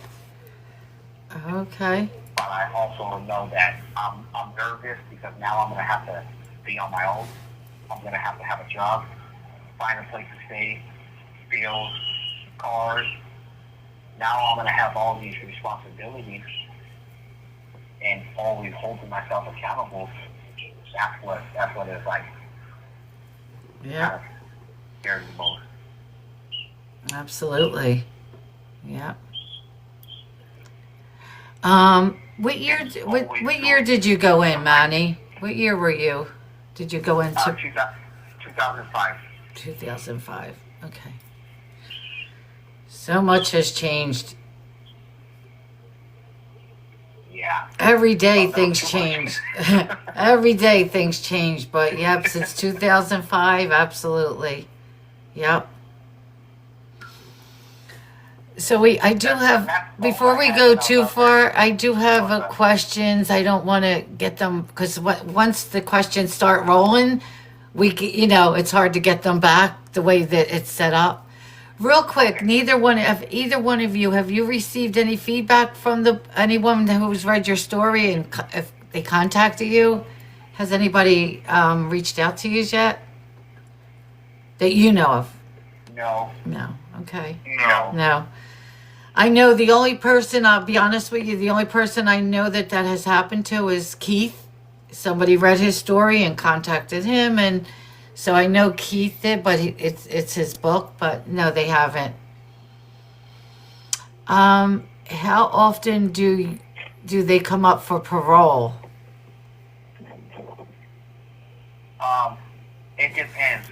Because sometimes they would deny, so they have, they could deny you for 3 years, they could deny you for 5 years, and they could deny you for 10 years. If you get denied for a 3-year denial, you go back in 16 to 18 months. Okay. If they deny you for a 5 year, then you go back in 2.5 years. If they deny you for a 10 year, then you go back in 5 years. Oh, okay. And like for me, since I'm a youth offender, the law that they just have, You have 60 seconds remaining. I go back every year. Right, yeah. You have 60 All right, seconds you want to remaining. give me a call back. All right, call me back. Oh my God. Chrissy, you had your comment made me laugh. The first app they have to download is TikTok. I love it. You know what? And I spoke to Keith, and Keith said he believes Manny's because Keith mentors a lot of these men. He really does. And Keith said Manny's going to be coming home. And I hope so. I do. Oh, thank you. This is Global Tel Link. You have a prepaid call from Manuel. Thank you. an Here we incarcerated go. We got individual both. I at love. the Pleasant Valley State Prison. This is Global Tel Link. You have a prepaid call from will be monitored and recorded. You have a prepaid. An incarcerated individual at the Pleasant Valley State Prison, Coalinga, California. This call and your telephone number will be monitored and recorded. Thank you for using Global Tel Link. Oh, and Emmett, I absolutely will. I'll get to meet them someday in person. Absolutely. Yep, you got that right. And I can't wait. Let's see. Any more questions? Ralph, so let me see. Do you have, are you scheduled for any parole board anytime soon? I don't go to parole board. I do got an out date. I go home in 7 years from now. Oh, okay. So I go home I want to say around 2033. 2033. So you just have a set time, right? Yes. Oh, okay. I wasn't aware of that. Yeah. So 2033, how old will you be then? I would be 44. Okay. All right. Yeah. Okay. And hopefully if everything goes, and it will, everything is going to go fine for Manny. Mhm. Manny should be out, what, September? If you go to in June? If they find me suitable on June 5th, I'll be home the second week of September. Oh my God. Okay. Right after Labor Day, he'll be home. Yep. Let's see. Is either one married? Are you guys married? I know the answer, but. This call and your telephone number will be monitored and recorded. I'm not married. Manny's single. Ralph, you married? This call and your telephone number will be monitored and recorded. I'm married, but honestly, me and the mother of my kids are separated. So we're working on divorce, but it's in the works. So I'm just waiting for it to be finalized. Right. But right. yeah. So yeah, neither one of them are. To answer the question. Go ahead. But yeah, to answer the question, legally yes, but Right. I'm working on getting divorced. Yep. Is it hard for them when their families move, get released, or are they used to it? So is it hard for them when their families move?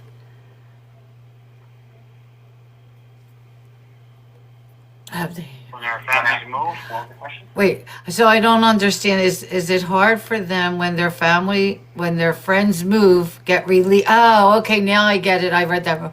Is it hard for you, so when some of your friends get, when they get moved to different prisons or get released, or is it hard for you? since I've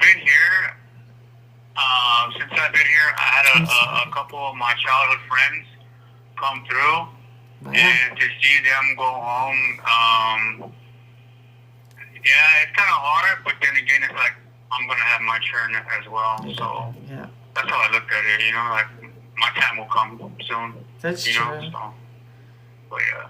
Yeah. Manny, how about you? For me, lately, before it was a little difficult. But being where I'm at now, I look at it as it's a blessing. Because people come into your life and they greet you with all these great things to help you out, and then they go on. And I used to feel bad because now I get attached to people, and it's hard because when I left my brother in the last prison I was and I came over here, it kind of like it took a toll on me because we did everything together. We played basketball together, we worked out together, we made food together, we hung out all day long. And being away from them, it kind of tore me up a little bit.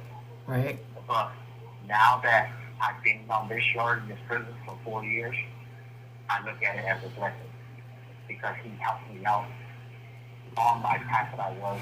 He helped me out to develop all the tools. When I got here, I met Keith, and then he ended up going to another yard, to the Alpha yard, and I was hurt too because he was my brother, he was my mentor. He helped me out, develop all these tools to become a better dog handler and a dog trainer for the program. And it's like man, why are all these people coming into my life and they leave? But people come into my life, lets me with the chance of getting to know them and developing skills that they have to offer. And that's why I look at it now. Right. Yeah. Oh my God. So Ray said you're too busy saying goodbye to all your dogs. You're not worried about I love it. That's funny. He's not worried about people. He's worried about the dogs. And it's true. It's honestly true. Absolutely. I see. The last the one that hurt me the most, I would have to say was the poodle I had. His name is Noodle. Noodle, yep. That one destroyed me. Yep. And the reason why I say that it destroyed me because when I got him, that dog he smelled bad. That dog, whew, he stunk up the whole side of the building. That's how bad he stunk. Wow. But I still slept with him. He slept in my bed like it was nothing. But with him, the reason why I got attached to him so badly was he touched a side of me that I've never felt before. I've never felt so emotional, so helpless, and he brought out that kid again, which I thought I lost. And when I had him, he brought all that up, and I kept trying to bottle it in, and the day he left, I remember it was on a Monday. The person that took him home said, "Hey, I'm gonna take him home today." And my face, he seen the look on my face. It was wrong. And I asked him, like, "Can I have 2 more days with them so I can spend time with them?" He goes, "Yeah, I'll take them on Wednesday." I'm like, "All right, okay." So I come back to my cell all happy. I get to eat noodles, and then I kept like trying to interact with them more and more and more and more. But the more time I interacted with them, the more I was getting closer and closer and closer and more super attached. So the day that he left, the person told him, "Hey, I'm gonna take him today. I'm ready." I was like, "Oh man!" I said, "I'll be right back. I'm gonna go get his stuff." I got his stuff. I handed his stuff over, and I remember I got down on my knees and I gave Noodles a hug. And I'm talking to him like a normal person, like you talk to your kid. Yeah. And the person is all like, "Okay, it's time for me to go. You people on the center of the bike, I remember giving them hugs, and I have a nickname for every single dog I have, and for him it was Pup Pup. And the reason why I gave him that name is because it was my baby brother's name that I gave him. Oh. I called my baby brother Pup, and I called him Pup Pup. I love you. You know you're gonna be my best friend, right? Always. And then I just started crying. I was bawling like you took your a bottle away from the baby. Yep. And I remember wiping my tears. I came back to myself, and I boarded up myself. I closed off the window, and I started crying. But it stood with me for about at least 2 or 3 days. Yep. I was hurt. Yep. And I just showed them a picture of you and Noodle. I have a picture of you and Noodle. The Noodle's just as big as Manny. The way you're kneeling down. Like, look how big Noodle is. Oh my God. Yep. Don't worry, I have pictures. I have pictures. Yep. See, we told you. We're not kidding when me and Ray tell you Manny gets too attached. But it's a good thing. You're very passionate at what you do. And I know how much the dogs mean to you. Oh, these dogs, they mean the world to me. Mm-hmm. Let me see. If I was out there and I had a big enough house, I would probably keep all of them. Oh, Manny, no. Turtles. Turtle. You're not allowed. Yep. Oh my God. Oh Lord. And we're getting comment. I wish the world could be half as positive as Manny This is. call and your telephone number will be monitored and I recorded. love that. Okay, so I've been asked this question. So can you explain your daily routine with the dogs for new people? Like with the dog program or with the dogs? Yeah, for us, we have like a set schedule. At 6 o'clock in the morning is our first potty break. We'll take them out for like 5 minutes, 10 minutes to go use the bathroom, and then we come back in, then we go back out at 8. And 8 o'clock is usually for their potty break and for them to go walk around. And we call it sniff around. And with Aria, because Aria, she is a... This call and your telephone number will be monitored and recorded. She's a Siberian Husky, German Shepherd, American Pit Bull, and Great Pyrenees.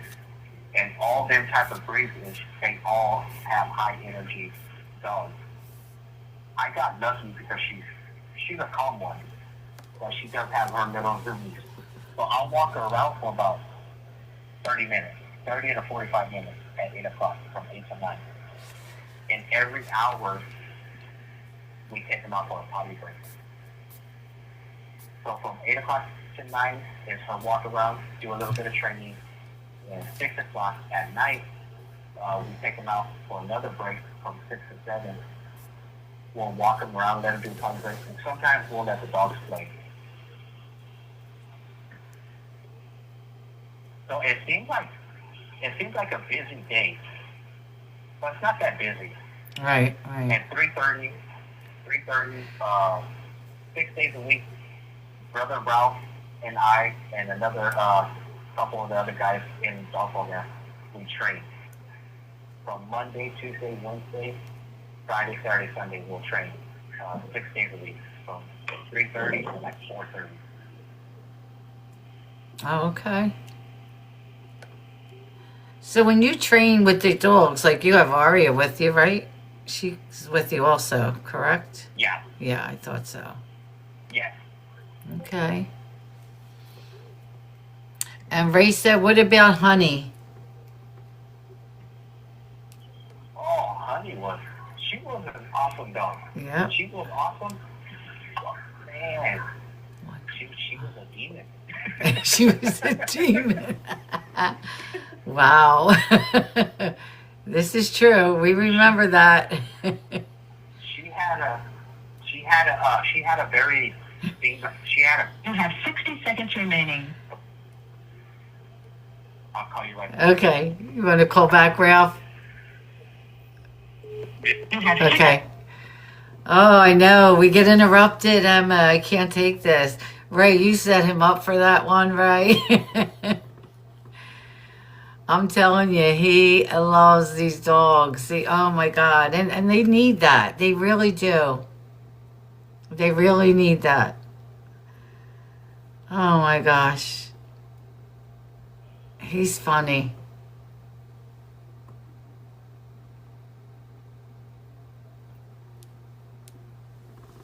But they're so respectful. They're really, animals deserve, they do. And Emma, my daughter Christy, because she does that, and I said to her, these dogs like go to, they're in a prison and all. My daughter said she'd rather have the dogs that go to prison and train in there, because these guys are with them 24/7. Ralph Valenzuela. And they pay so much attention to them and give them love.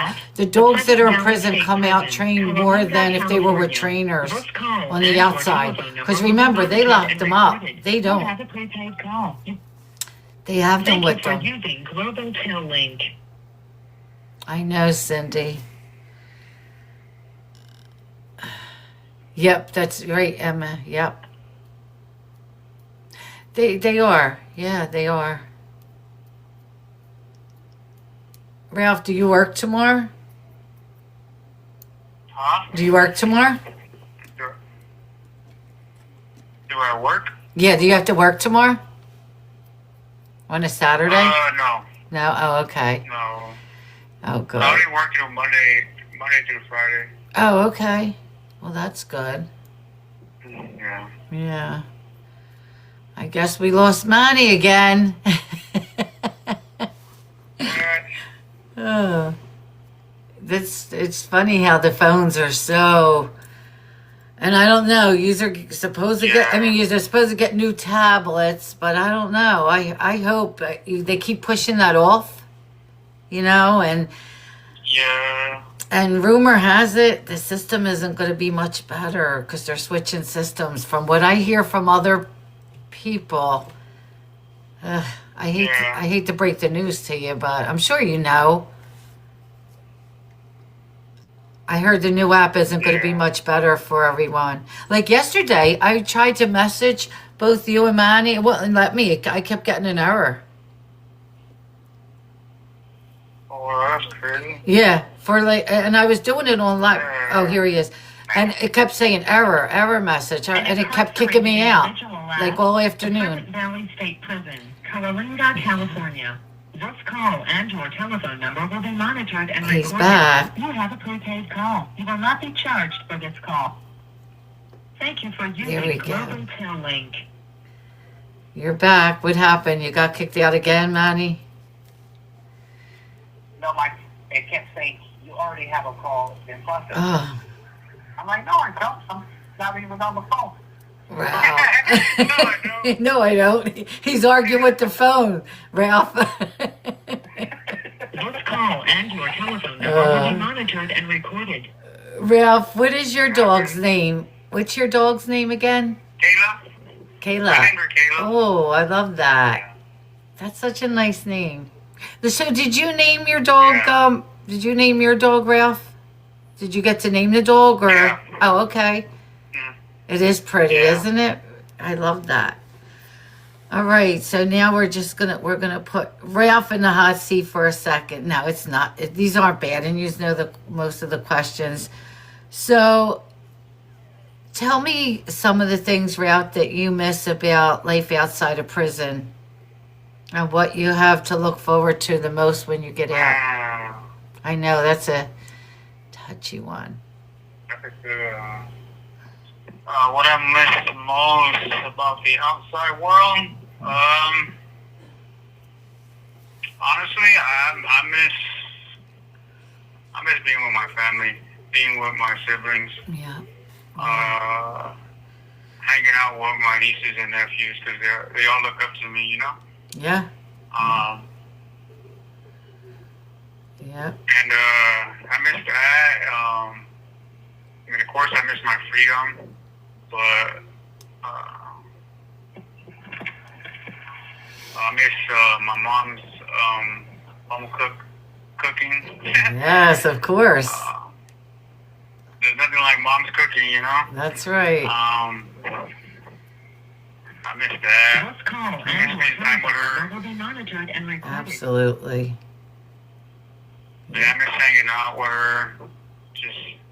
Just like we're doing right now, just sitting here having a casual conversation, stuff like that. I used to do with her a lot. Right, right. I miss going to her house in the mornings and having coffee with her and just checking on her, making sure she's all right, stuff like that.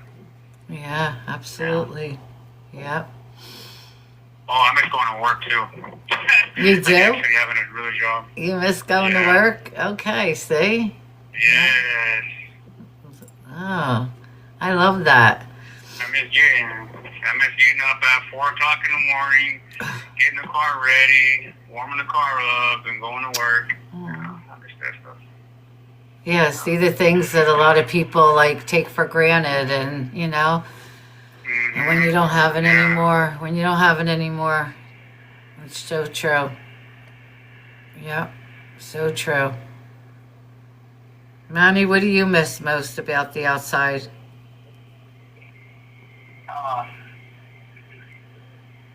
My most important one would be feeling my family. Being away from them, it caused a lot of rift within my family. And if I was to go home, I could probably be that chain link to break that whole negative cycle. Yep. But one of my number one things that I loved doing when I was out there, and it might sound corny as heck, but I miss barbecue. I miss barbecue at the lake. Okay. I remember every summer, every other week we went to the lake to have a barbecue. But we would have so much food and big old gatherings where everybody at the lake was always invited, and we did that all summer long. That's Aww. like one of the big things that I like doing when I was out there. I love barbecue. If I could barbecue every day, I would. Oh, okay. But somebody here told me what you missed the most from the outside. One of your friends told me you missed tacos.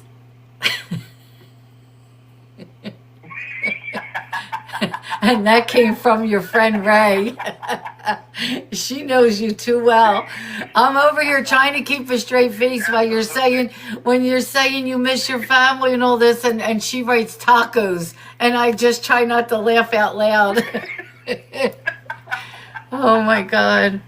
Ralph, these two, oh my God. Ray knows me.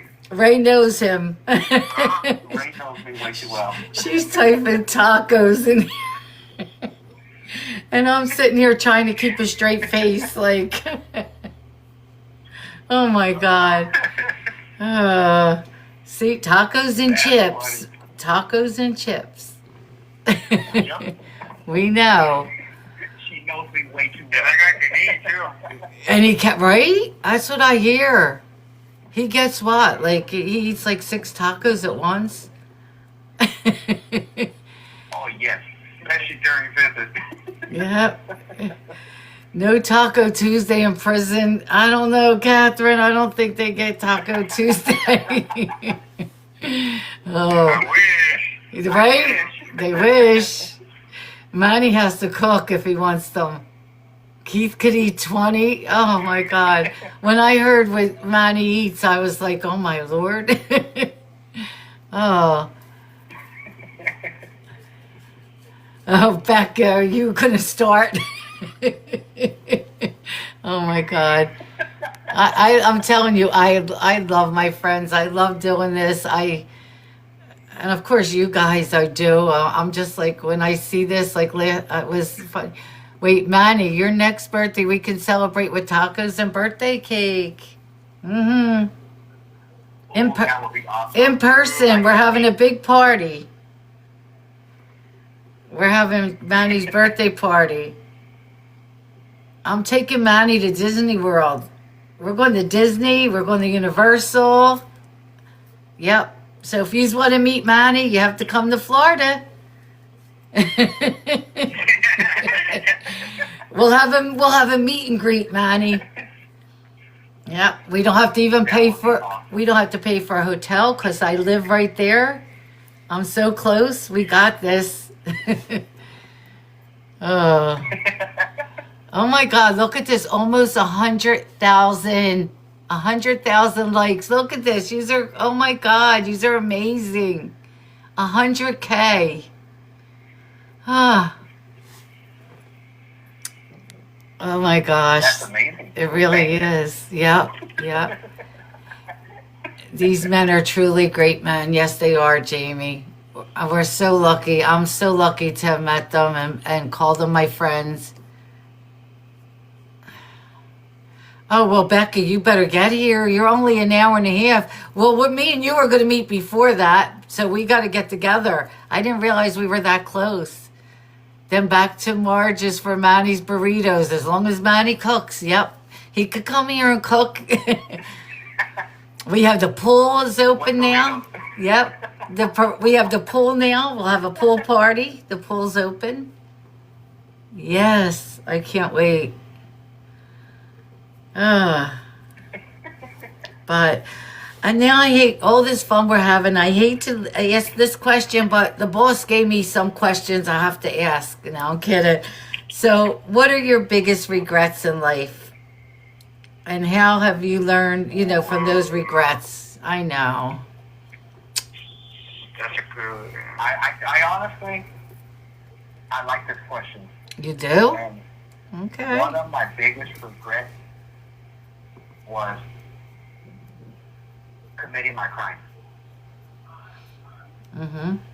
And the reason why I say that is allowing all the negativity that was around me and negative peer pressure and soaking in my family and everybody's ideology of what they believed and what I believed to think was right, getting involved in gangs, and that's what I've always thought about being in prison. Like, man, I regret doing what I did. If I didn't do that, I wouldn't be where I'm at. If I didn't go through this, I wouldn't go through what I went through. This call and your telephone number will be monitored and recorded. This call and your telephone number will be monitored and recorded. The right way to say it, but that regret landed me in prison, and it helped me change. And it led to other regrets that I regret now. For me, 2012, I died twice in prison, and at that point in time, that was my rock bottom. I was so low in my life to the point where it's like, you know what, I need to change. If I regret doing my crime, I wouldn't continue to do the stupidity that I keep doing. But when 2012 happened, that incident, that was like the changing point in my life. Like, no, I need to change how I talk. I need to change the way I act. I need to change the way I perceive the world. I need to change on how I view people. And most importantly, I need to change my mindset of the victim stance, because I'm no longer a victim. I am now a healer. So I'm not going to continue to let my past resurface no more in a negative light. Right. Yeah. How about you, Ralph? What's your biggest regret in life?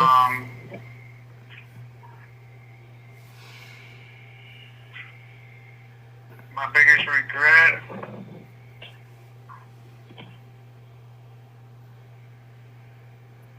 That's a good question because, man, man, it's a regret, but then it's also like something that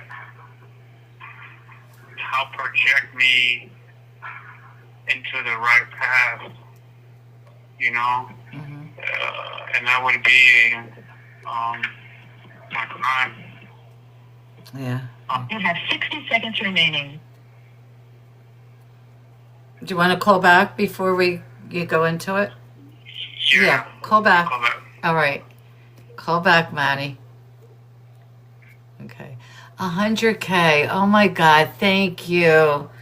I can't believe this. 100K. Oh my God. You guys are amazing.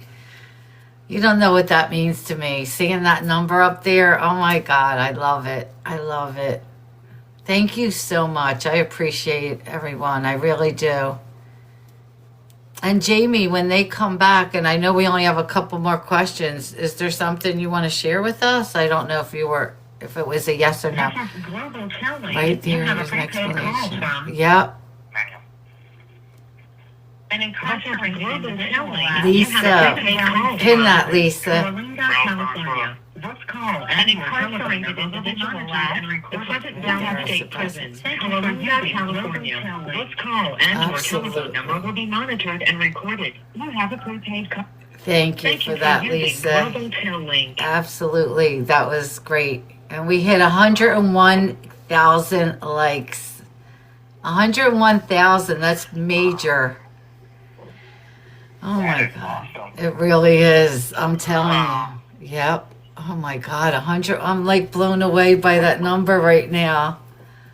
Oh, I'm telling you. This is what I like what I'm doing. And Lisa, my dear friend, she's my friend. She mods for me. She handles the chat. She said, right there is the best explanation of charged with change, what you guys are talking about. But go ahead, you go, Ralph. So your crime. So yeah, my crime would be my biggest regret, but that regret is what helped me to become the person I am today. And what I have learned from that regret is how to appreciate life, you know. And when I mean life, I mean it in the context of like just life in general, a soul, the being, you know. Right. And there's so many different walks of life, you know, and especially like being here, we got being incarcerated, you know, in any prison, you have so many different walks of life in there. But currently, like where me and Maddie are at, you know, like on this yard that we're at, we got, you know, people that suffer from like mental disorders, you know, and just having them around and just being able to appreciate them, because it's like they're in a prison within a prison, you know. But my point is that just to appreciate their being, you know, their characters. But yeah, and then so yeah, just appreciating life, you know. It taught me how to appreciate my family, my siblings. This call and appreciate time with will be them. monitored and recorded. You know, because when I was out there, I thought I understood, you know, I thought I appreciated them, but you know, when I really look at it, when I really analyze it, I didn't appreciate them, because if I did, I wouldn't have done the things that I've done, you know? Right. So, and this call and your telephone number will be monitored and recorded. And then so it helped me become a better person, you know, responsible, you know, helped me to develop, you know, honesty, trust, and integrity and stuff like that, you know. And just, yeah. Absolutely. Yep. Well, thank you for sharing. So, Manny, 5 years from now, where do you see yourself? Oh, 5 years from now, free. Free. That's a yes. Oh my God, I love that. Free. Yep. Ah, Not only free, but doing what I'm doing now, mm-hmm. and that is working with dogs. My number one goal is to become a professional dog trainer. Not only a dog trainer, but a professional groomer, Okay. and expanding and continually to give back to the ones that are in need. Such as, I want to learn how to train dogs for special needs kids, autistic kids. And for so long, that's what I've always wanted to do. And that is my goal. And I remember, and what helped me understand that's what I want to do was, I remember seeing something on TV one time, and I seen an autistic kid, and his parents went through a company that did dog training for autistic kids, and to see the difference from that kid that could not talk with a dog to have him create him to have friends. Oh my God, I was crying. It broke me. Right. That story, it touched a part of me that I was like, oh yeah, that's something I would like to get involved with. Absolutely. But I don't see myself doing anything else but training dogs. Okay. The more dogs that I could train and find them permanent homes, then I know I'm doing something right. Yep. Hey, Manny, I have a connection, you know. I do have a connection out here, too.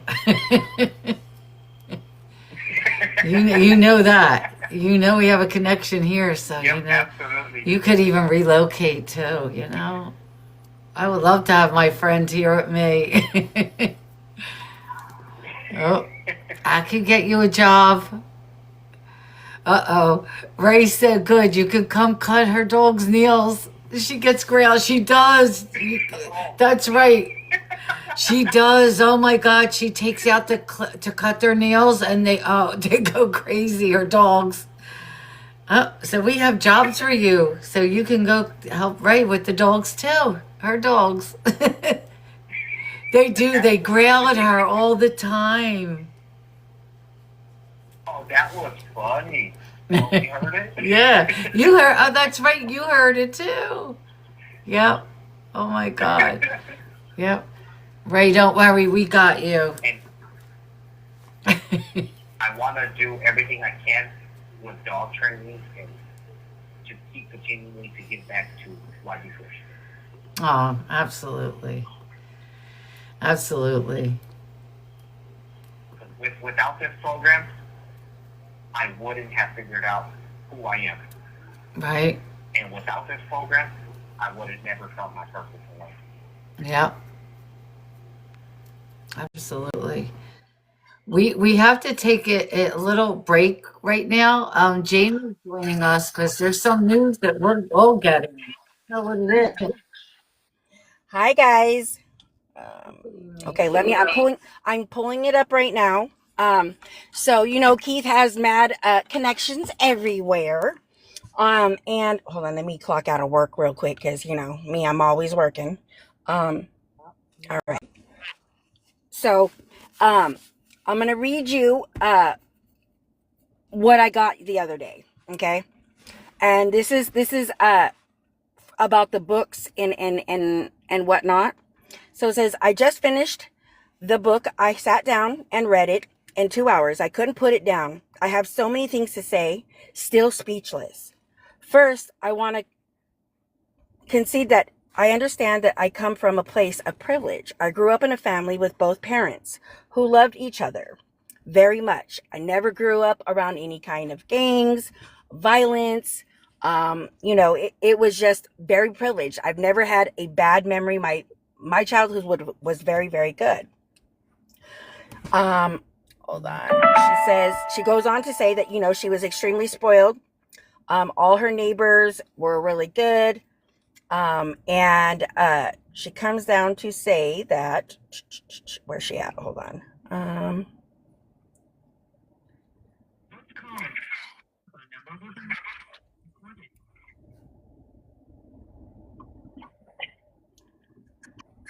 She says, first, I am deeply grateful and humble that these men were able to share these stories and that I had the opportunity to meet them. I am so honored to know, and we're talking about Bella, guys. I don't know if you remember who Bella is. Bella. Bella is the young lady that did the interview for Keith and for Wiley's Wish and for the book and everything. Right. And so says grateful and humble that I got to meet and share all the stories with me. I am so honored to know you as well as all the men in the program. I know that might sound odd, but talking to each of you and getting to know your stories had taught me a lot. I will be 24 years old this year, and these men are some of the most articulate people I've known. The ability to come to terms with situations that are so heavy and heartbreaking is commendable. I am heartbroken as I read these stories. So many atrocities so early in life is hard to swallow. I can't imagine how many times, I can't tell you how many times I cried.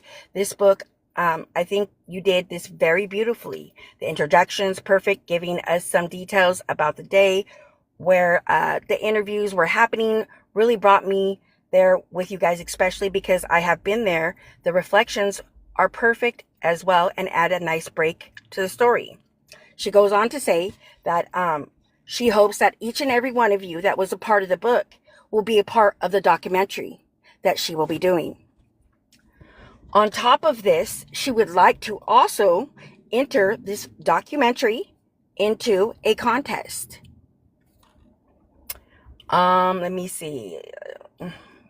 These are, she goes on to say, these stories opened up a new world for me. One that if I have been exposed to at all, it has been very traumatized and made for the screen. This was so real. Culture is learned as kids. We do what we see because that is what we know. I am blessed to have met these men at this point in their lives and mine. I am passionate about giving you guys an avenue to share your stories, not to make them mine, not to make money, to be a catalyst if that's what you need for you guys to speak your truth in your time and in your way. I often get caught up with work and life. This project is one of the only things that fulfills me at this point in my life. I am blessed to have this experience, to get to know you all and to continue working with you all. That being said, I'm finishing up my proposal for a grant. The Big Tell is a filmmaker grant here in the Central Valley. They give about 5,000 to 10, I think, filmmakers with new ideas and well thought out proposals. I want to enter this project if that's okay with all of you.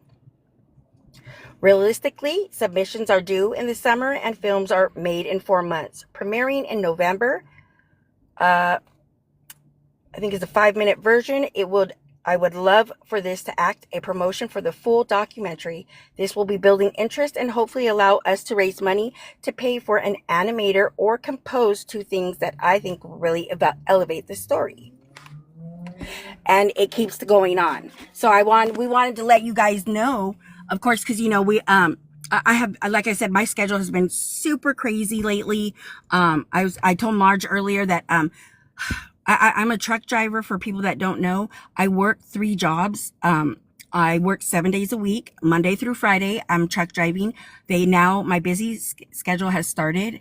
I'm also attending college On top of it, don't ask me when I find the time to sleep. I live off of cat naps basically, and coffee, a lot of coffee. Okay. um, and so when I got this message the other day, I literally was in tears. And I think that's going to be such an awesome, documentary, and I hope and pray that everybody that's in the book, especially Manny, Ralph, you have, and Manny, you guys have some extremely, like, you guys are the example of redemption. Absolutely. You know, all three of you guys, all the men that come on this show, I'm so proud of you. I'm so proud to have known every single one of you. We have things coming out. Manny helped me with that, the coloring book. I'm going to be getting to that soon.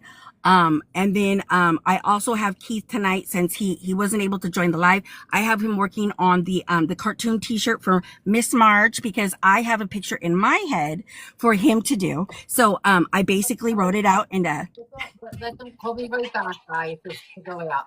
Call us back. okay. The t-shirt. No.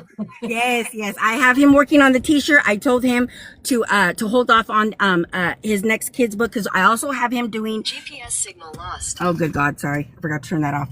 I have two phones in my car. So, but I definitely have him doing a lot right now. I told him, I said, we're going to put down the daddy bonus, kids book for right now. And I want you to pick up the drawing for the shirt, because I want to have that out to you probably within the next 2 weeks. And then that way, and then of course, I want to have one made for, you and the girls. And of course, everybody that's on our show. Jamie, let me grab this, because I can't hear you. Okay. Oh my God.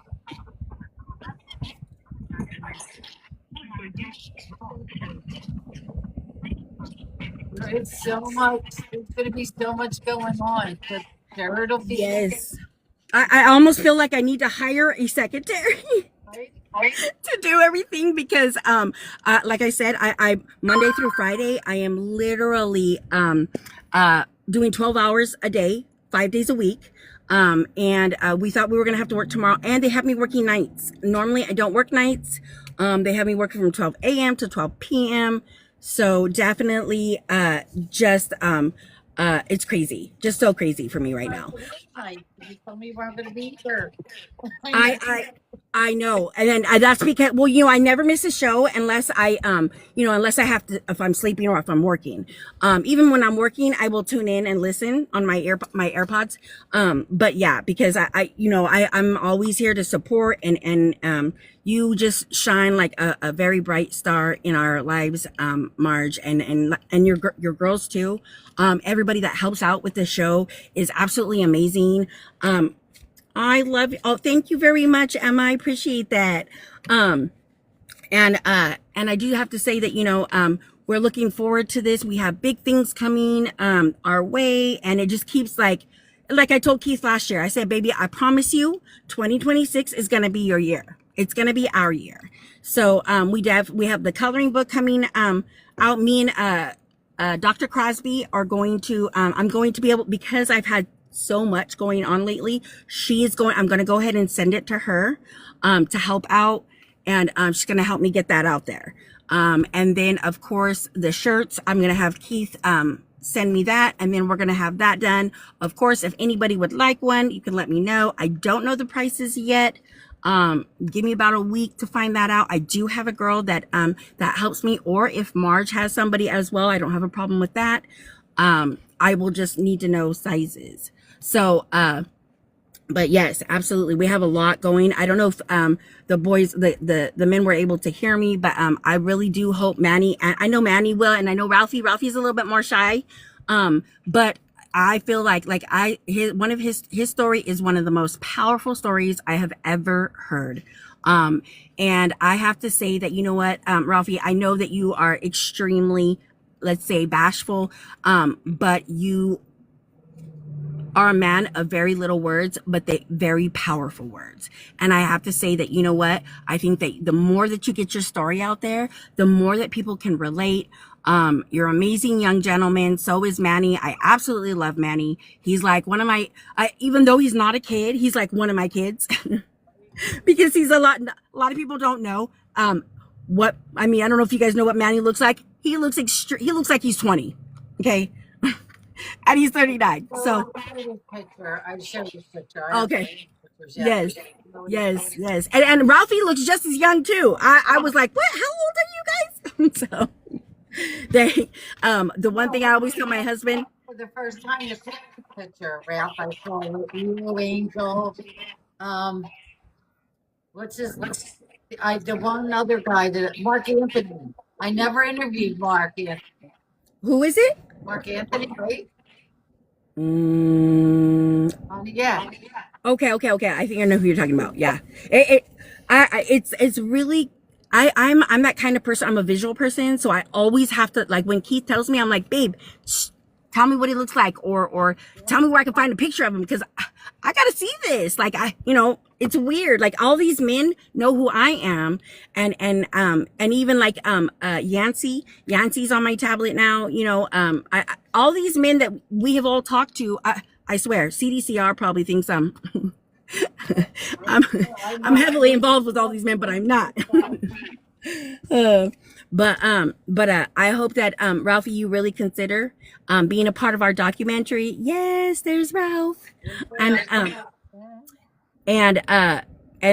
Manny as well. And we look forward in hearing everything. Yes, there's Manny. Yay! Look at it. Doesn't he have such a baby face? I know. Good Lord. The one thing you can't say is that prison preserves. I mean, look at nothing about them. Look at Mark Anthony. He looks like you. Aww. I know. I know. It's crazy. When me and Keith met, when he told me how he was, because he's, I think like maybe 6 or 7 years older than me. And I always tell him, like, are you really that old? And he's like, no, I really am. And I'm like, really? And I'm like, dang, why do I feel like I might look a little older than you? And he's like, no, you don't. I'm like, well, maybe that's because it's life. He always tells me, yes, babe, the one thing that prison did, it preserved me. Yes, we wanted to share that news to you. I know Keith was very upset that he didn't get to join you guys tonight. He even said, he's like, babe, I'm so mad at this tablet. He's like, I'm so over it, because in the last week, I swear, and because of my schedule, I've only got to talk to him maybe once in the morning, and if I'm lucky, once in the afternoon. So it's during the night, anytime after like 5 o'clock, he'll be texting me, because he can't do no video calls, and I'm just like, my gosh, babe. Yes. Busy. And it's funny because lately he's been giving me chores to do. Can you look this up on AI? Can you do it ASAP and copy and paste it? Yes, because I'm sleeping during the day now. So this is definitely not my normal schedule. So I definitely wasn't used to it. And I'm not going to lie. I don't like driving at night, only because, my body has not, nighttime is sleeping. Daytime is for being awake. So yeah, absolutely. But Ralph and Manny, I really hope that you guys, go back and think about this situation and really think about being a part of the documentary. If you don't, I'll threaten you guys later. And then, no, I'm just kidding. I think you're good with it. Huh? I think they're good with it. They both said yes already. We heard it here. Oh, yeah. Yep. Yay! I'm gonna hold you to that, Ralphie and Manny. I already know you're all in. Anything that Keith has to do, I have to say, Manny and Ralph have always been team players. They're amazing men, like I said. I like they're like family to me. I know recently I haven't been able to reach out to them too much because of my schedule, but I mean, even Miss Marge, I miss Marge so much, and I'm like, oh my gosh, we used to talk every Saturday, and I don't even get to do that. I don't even talk to nobody anymore right now at this point in time. And they have this schedule for me for the next 2 weeks, 3 weeks, I think they said. So definitely going to be a challenging couple weeks, but I will definitely get I literally I don't even have time for myself all that much, but I make sure that I get everything done. And I know that Keith is definitely putting this he did such him and Manny did such amazing job on the coloring book. I have to say, I'm super excited about it. And I can't wait to see the finishing project. And of course, you know, maybe we can even do like a t-shirt charged with change cup and a coloring book, couple coloring books, raffle it off, or you know, draw names and then put it in a basket, and MargeC can, you know, pick 2 winners or whatever it may be. Absolutely, I think that would be a great thing for all of our consistent watchers and listeners. We really appreciate all your support. We could never be this far in life if it wasn't for you guys. Thank you so very much for everybody's support. Absolutely. And thank you, Jamie, for all you do. Because Oh, you're right there helping all the time. I try. And thank you, Marge, for stepping up since I haven't been able, since I'm not awake during the day. My husband's saying, hey, can you help me? Look, we all work with each other. Absolutely. Marge is like my family. She is and her daughters. Oh my gosh. I freaking love her daughters. They're so awesome. Amazing. Her whole crew is just amazing. We are very blessed, to have them a part of our lives. You know, and she's real, very real and honest. And I'll be honest with you, that's how me and Keith are. And that's how we surround ourselves with honest and real people that, you know, just as humble as we are. I appreciate it. Well, thank you very, very much, guys. And I will let Keith know, but both of you guys said yes. And I definitely will keep you guys updated. As a matter of fact, I don't know, Manny and Ralphie, the guys that are on Delta Yard still, if you want that were a part of the book, you guys can feel free to share those messages if you want. They want me to get on, or if they want to get on my tablet or whatever, to reach out to know what it's about. Absolutely. You can message me and then their info, and I can add them to mine if you like. And then I can send them the information, and then that way we can include them as well.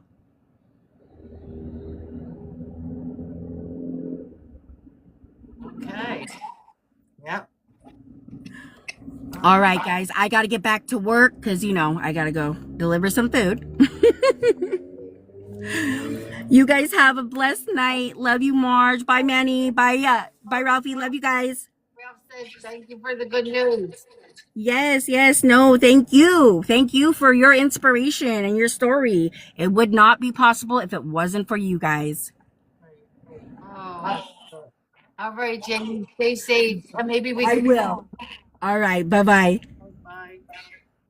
Oh my God, that's great, guys, isn't it? Yeah, it is. I look forward to it. Oh my God. So you knew about it? You just were waiting to hear, right? Yeah. Yep. Yeah. Oh my God. So there's going to be a documentary, everyone. I'm excited. Oh. See? You guys are doing amazing. Big things. I know, Emma. This is great news. I'm so happy. I am so happy. Wow.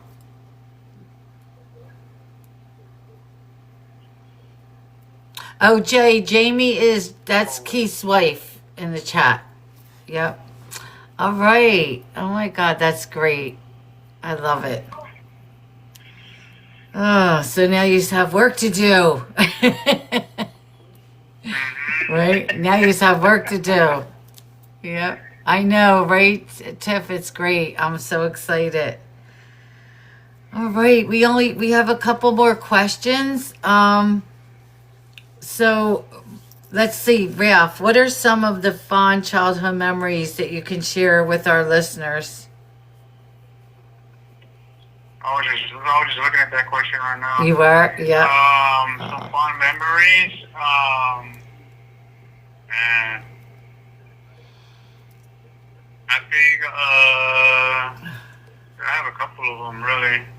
I'll share two of them. I think I got one. Well, the first one I remember. Me and my sibling, my brothers, were about like 6, 7 years old, and in Bakersfield we have this park. It's called our park, and it's where a lot of people go. They go swimming. It's kind of like a lake, kind of. But they have this little pond that's out there, and it has like fishes. It has crawdads in it, and I remember me and my brothers always going there and going crawdad fishing. And yeah, that was a fun moment for me. Something that I always look forward to doing. That and another childhood memory I have is one with my grandma, because we're living with my grandma at one time. You have 60 seconds remaining. You have 60 seconds remaining. And my mom. Mm-hmm. And I remember my grandma, she bought us a doughboy. And I remember it was one summer we're outside playing in the swimming pool and just being free, just being a child. Yeah. Yeah. You're going to have to call back. It's going to hang up. Okay, call back. Oh my God, I'm tired of this every 15 minutes. They need to let this go for a half hour. Oh.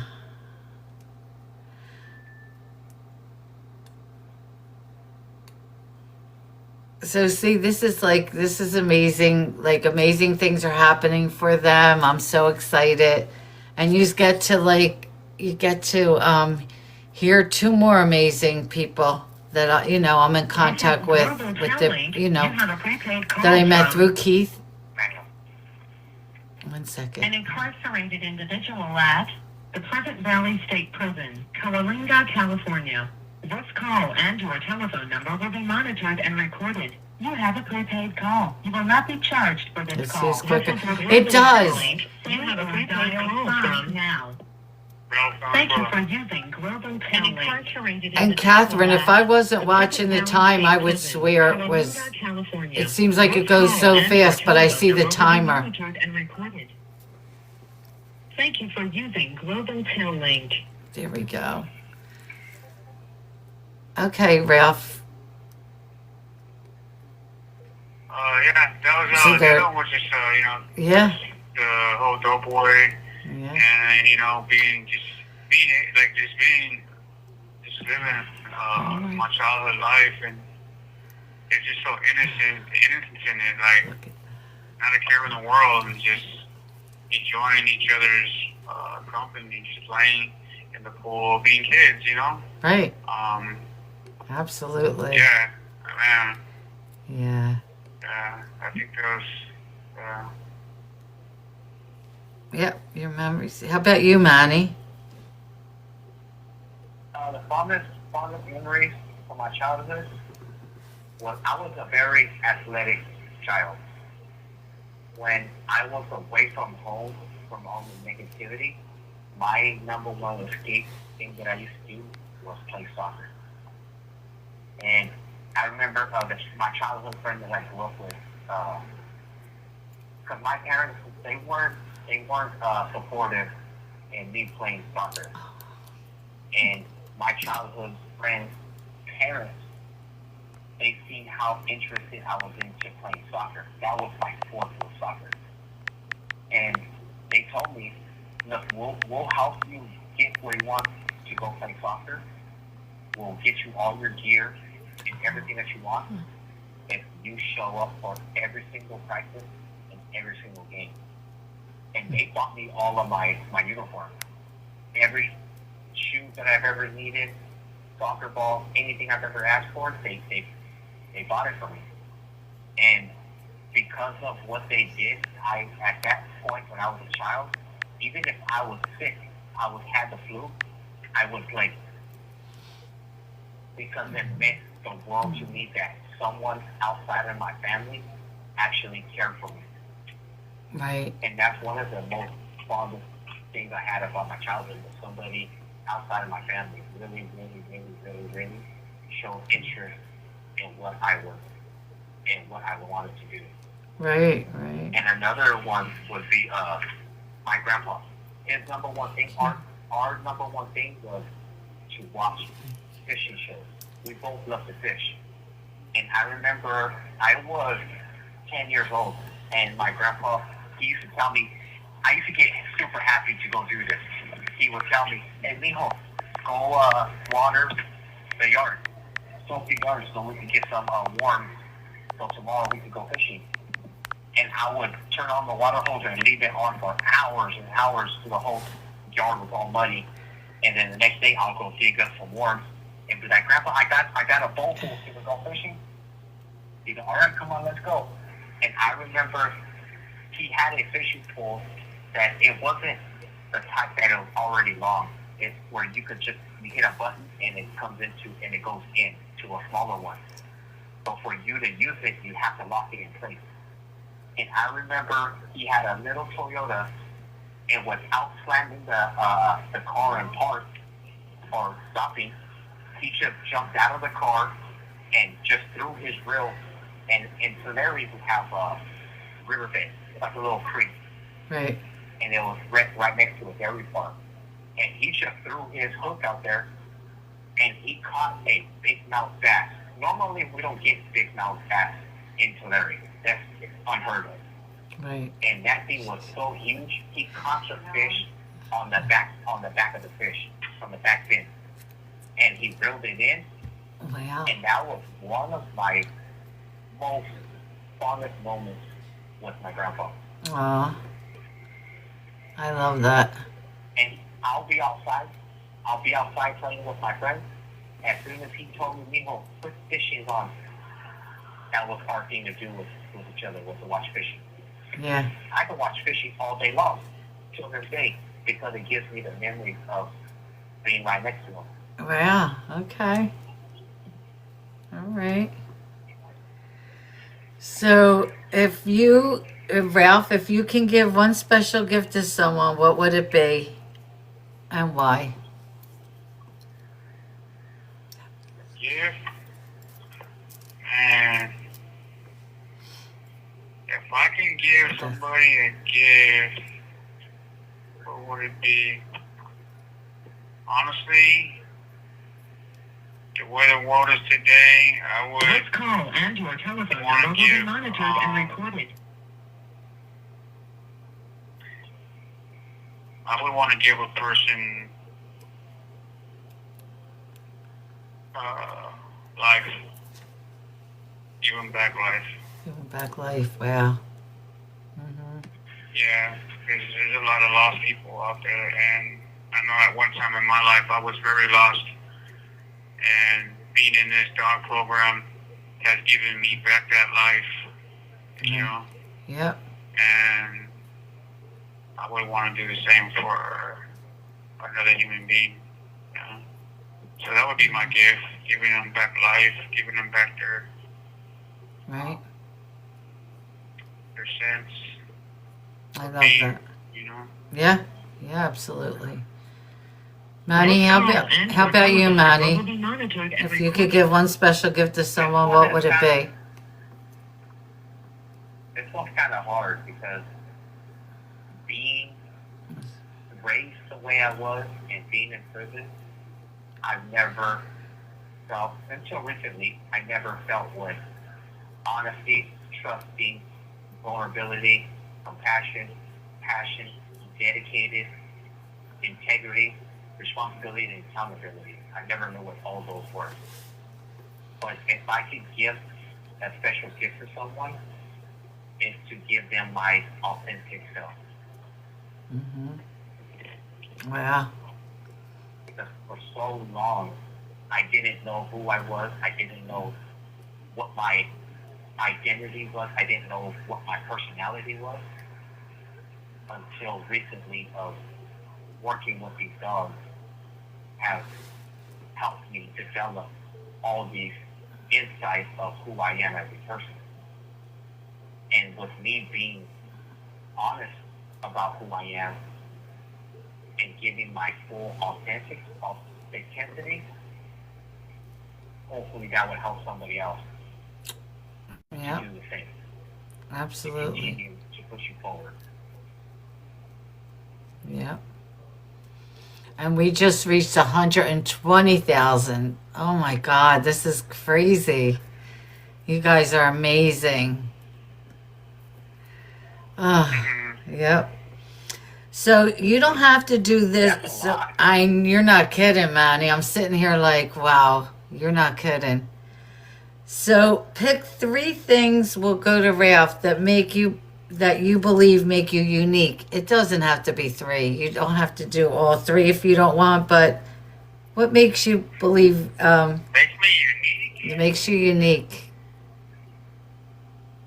Well, first of all, I think one would be there is no other like me. I'm one of a kind. Yep, that's right.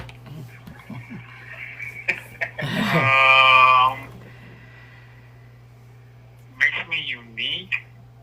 Yeah. I think the other one would be that I'm very humble. Yep, I'm a very humble person. absolutely.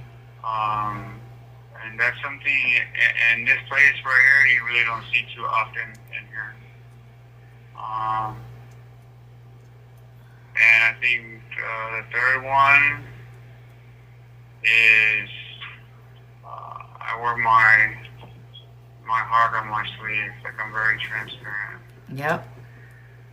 Hmm. Like, yeah. Absolutely. How about you, Manny? Oh, yeah, those would be my 3. Yeah. 3 things that make me unique. 3 good ones. I would Yep. have to say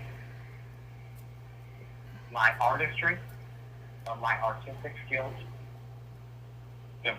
My second one would be my relationship with my higher power. And my third one, man, that was hard. Man, I just had it at the tip of my tongue and I just lost it. I would have to say that makes me unique my hardship. Yeah. Because if I didn't go through hardships in life, I wouldn't be who I am today. And I wouldn't be the person with the personality that I have if it wasn't for the hardship. And those hardships are what make me a unique individual. Right. Absolutely. Yep.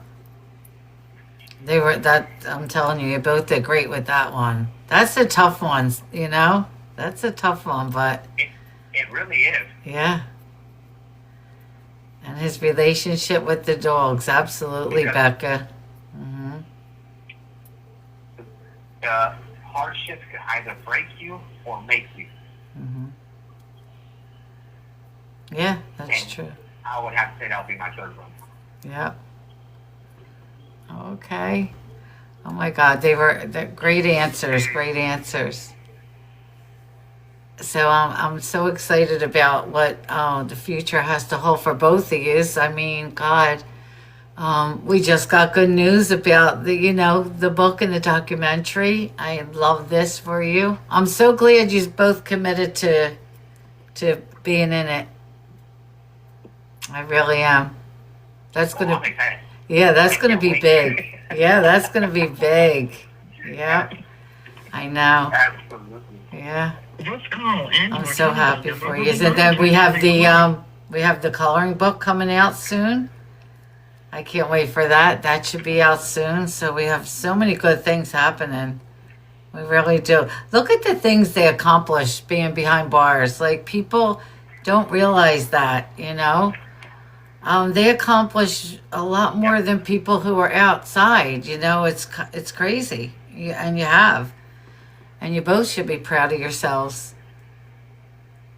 You really should. Thank you, Marge. Yeah, I am. Mm-hmm. Yeah. Yep. And I'll never forget. So I have Crazy this. because, like, Go ahead. no, I was gonna say real quick. It's crazy because, like, there's times when I come home from work and I just reflect, and I see like how far I came, right, and who I was in the beginning and now who I am today. But then I also look at like the people that are out there in the world, you know, and it's like we are really like people think that prison is really like bad, but if you really look at it in a way, it's really a blessing because sometimes us men that come into places like this, we do need this time out. You know, we do need to have this time out to really reflect and look at our lives and see what's going on beneath the surface, you know, like our inner being, you know. Right. And for me, that's what prison has done for me. It helped me. It gave me the time out, the time that I need to help me to become that better person that I know that I am. Because everything from my childhood, like honestly, like yeah, I've been through some stuff as a child. But when I really look at my childhood, like I really did come from a good home. Like yeah, there was dysfunction, but that dysfunction didn't occur until we left from underneath my grandma's household, from under her roof, you know. Right. Right. But yeah, Yeah. you know. You have 60 Like seconds someone remaining. said, to reset. To reset. Yep. Yes. So why don't you just call back? We'll do one last call real quick, and then I'll let you go because I'm sure you're tired. Give me a call back real quick. Okay. Okay. That was amazing. And I'll ask Tiff. I'll ask. I forget what he said. Oh, I forget what. I talked to so many. I forget how long he was. How long he was sentenced. I'll ask him. I know more about Manny because I talk to Manny so much, like all the time. Ralph, I talk to him, like, well, I'll message him here or there. I'll send him cards for holidays. You know, I'll do cards for him. But we don't talk all the time like I do with Manny's, like every night. Ralph Valenzuela. An incarcerated individual at the Pleasant Valley State Prison, California. This call and your telephone number will be monitored and recorded. It is. It is, Emmett, by Manny and Keith. Yep. By both of them, Manny and Keith. Yep, the coloring book. So it's going to be amazing, the coloring book. It really is. Ralph, someone asked, and I totally forget. That's true. It is. How long were you sentenced to, Ralph?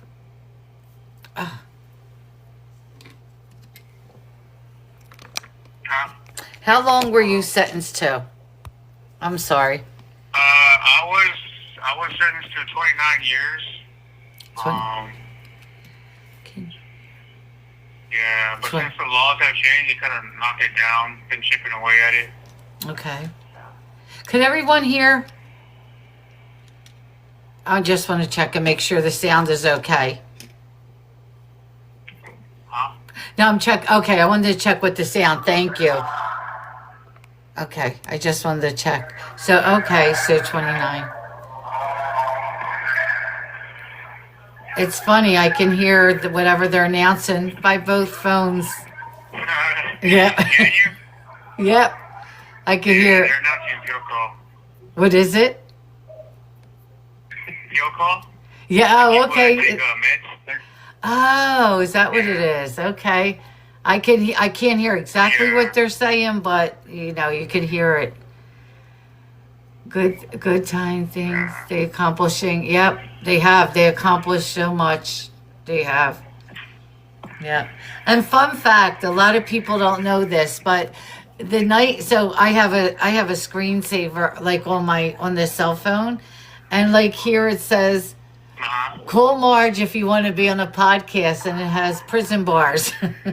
The funny thing is with that is the night I met Manny, I was on a live with we were over on Favorite It. I just finished with Keith and I was on Favorite It, and Manny called me while I was live, and all like everybody was there, and I'm like, stay on, I'm just gonna take this call. It has to be Keith, and it wasn't Keith. It was Manny, and I never spoke to Manny, and I'm like, so the girls are like, who is it? Is it Keith? I'm like, I have no idea who this guy is, but he sounds nice, so I'll talk to him.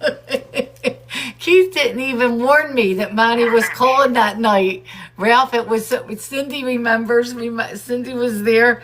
And I was like, I really thought it was Keith. Keith usually says, oh, I'm going to have Ralph call you. I'm going to have this one call you. He didn't warn me about Manny. And Manny just calls, and we're talking while I'm live.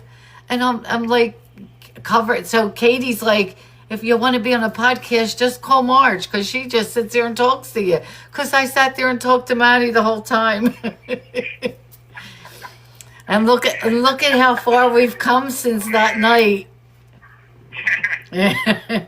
And wait, Manny, that was wasn't that the June 5th date?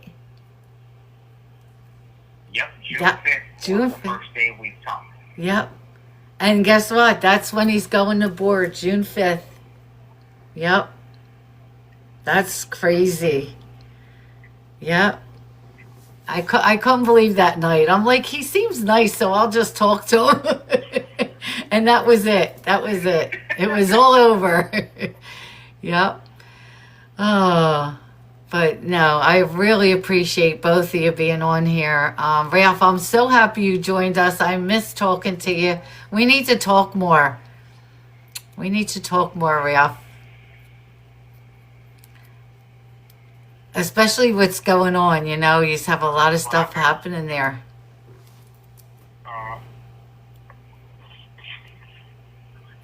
Yep.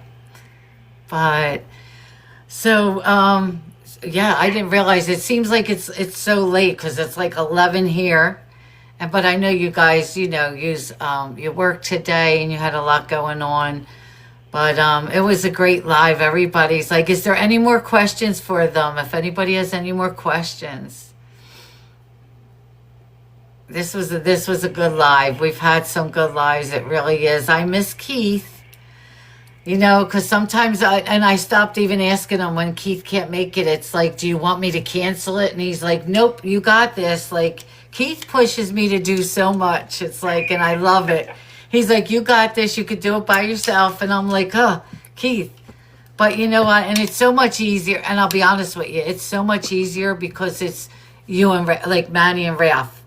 Like it's not guys that I'm not too familiar with. Like Manny and Ralph are like family. So it's like, this is easy. This was so easy to do. And look, they're big teddy bears. I'm telling you, they're so nice. People get the wrong impression of prison and guys in prison. It's like, you know what? They're mean. They sit behind bars. They're this and that. And it's like, no, it's the complete the people I deal with and I talk to. Complete opposite. Complete opposite. I wouldn't be doing what I'm doing, you know, if it was that way. That's right. Exactly. Yep. Exactly. You're not kidding. You're not kidding. Oh. But I'm going to let you guys go. Ralph, thank you so much again for joining. I appreciate this. And I'll be in touch with you. I'll be in touch with you. Don't be a stranger. I'll message you. I won't. I know. I You're appreciate it. Thank you. all right. Good night, Ralph. Good night, Mark. Good night. Bye-bye. All right, Manny. I'm going to say good night. Thank you for joining. I appreciate you for getting this together too and helping me. You know, Ralph did good. Ralph did good tonight. I know he's a little on the shy, like he is. And we know that, but I appreciate you nudging him and telling him that I needed him to be on tonight. I love it. But welcome. it was amazing. So thank Thank you. you. Call me tomorrow. We'll talk tomorrow. Okay. All right. All right. Love you. Okay. Have a good night, Mark. Good night. Love you too. All right. Bye. Oh, it was a good live. I really appreciate them. I really do. Like I said, we became such good friends. Like, look at what happens out of talking to these guys, getting to know them. Like I said, Manny's more like family to me. Ralph is a good friend, but me and Manny, and I met him through Keith, and they love Keith. And they're excited about the documentary. So am I. I am so excited about it. I'm on cloud 9. I can't believe it's happening. I heard a little bit about it a while ago, but I'm just like, wow. So this is exciting for them. And look, Ralph said yes. Ralph committed to it. Oh, okay, Kathy. Yep. Ralph said yes. So we got them now, Jamie. I'm so happy. But, so it was a good live. It really was. So what's everybody have planned for the weekend? Anything? I know Jamie's going to need, well, she works though. Jamie needs rest, but she's always working, my friend. But, so all we have to do is we'll keep up on, I will be listening. I have work tomorrow. You do on church Sunday. Yep, Emma. You're working tomorrow. Tiff, I love that your little girl, yes, if you were watching Marge again. That's so cute. I love that. So are you, I will be listening to the lives, of course, you know that, to see if we hear anything else on Nancy with the, wait, what is her name, Tiff? What is her name? They go so quick. It just, the messages, that's why I didn't see it at first. And if I ever miss it, just, no, I love that. That makes me feel good. Oakland, oh my God, that's beautiful. How old is she? Oakland, oh, I love that name. And then give me your number. I'll talk to your husband. That's right, too. That's right, because now it's time for a baby. Oh, I know, chaps. Yep, I'll get to that. Yep, absolutely. You know what? I used to check TikTok while I was on with them, but sometimes you know how you scroll on the TikTok and it goes on to like music or the first thing that pops up and it just plays in their ears, so I don't even dare check it while I'm live. Just put Marge person. That's right. See, oh, we did preschool sign up today. Oh my God. That's adorable, but preschool already. Yes.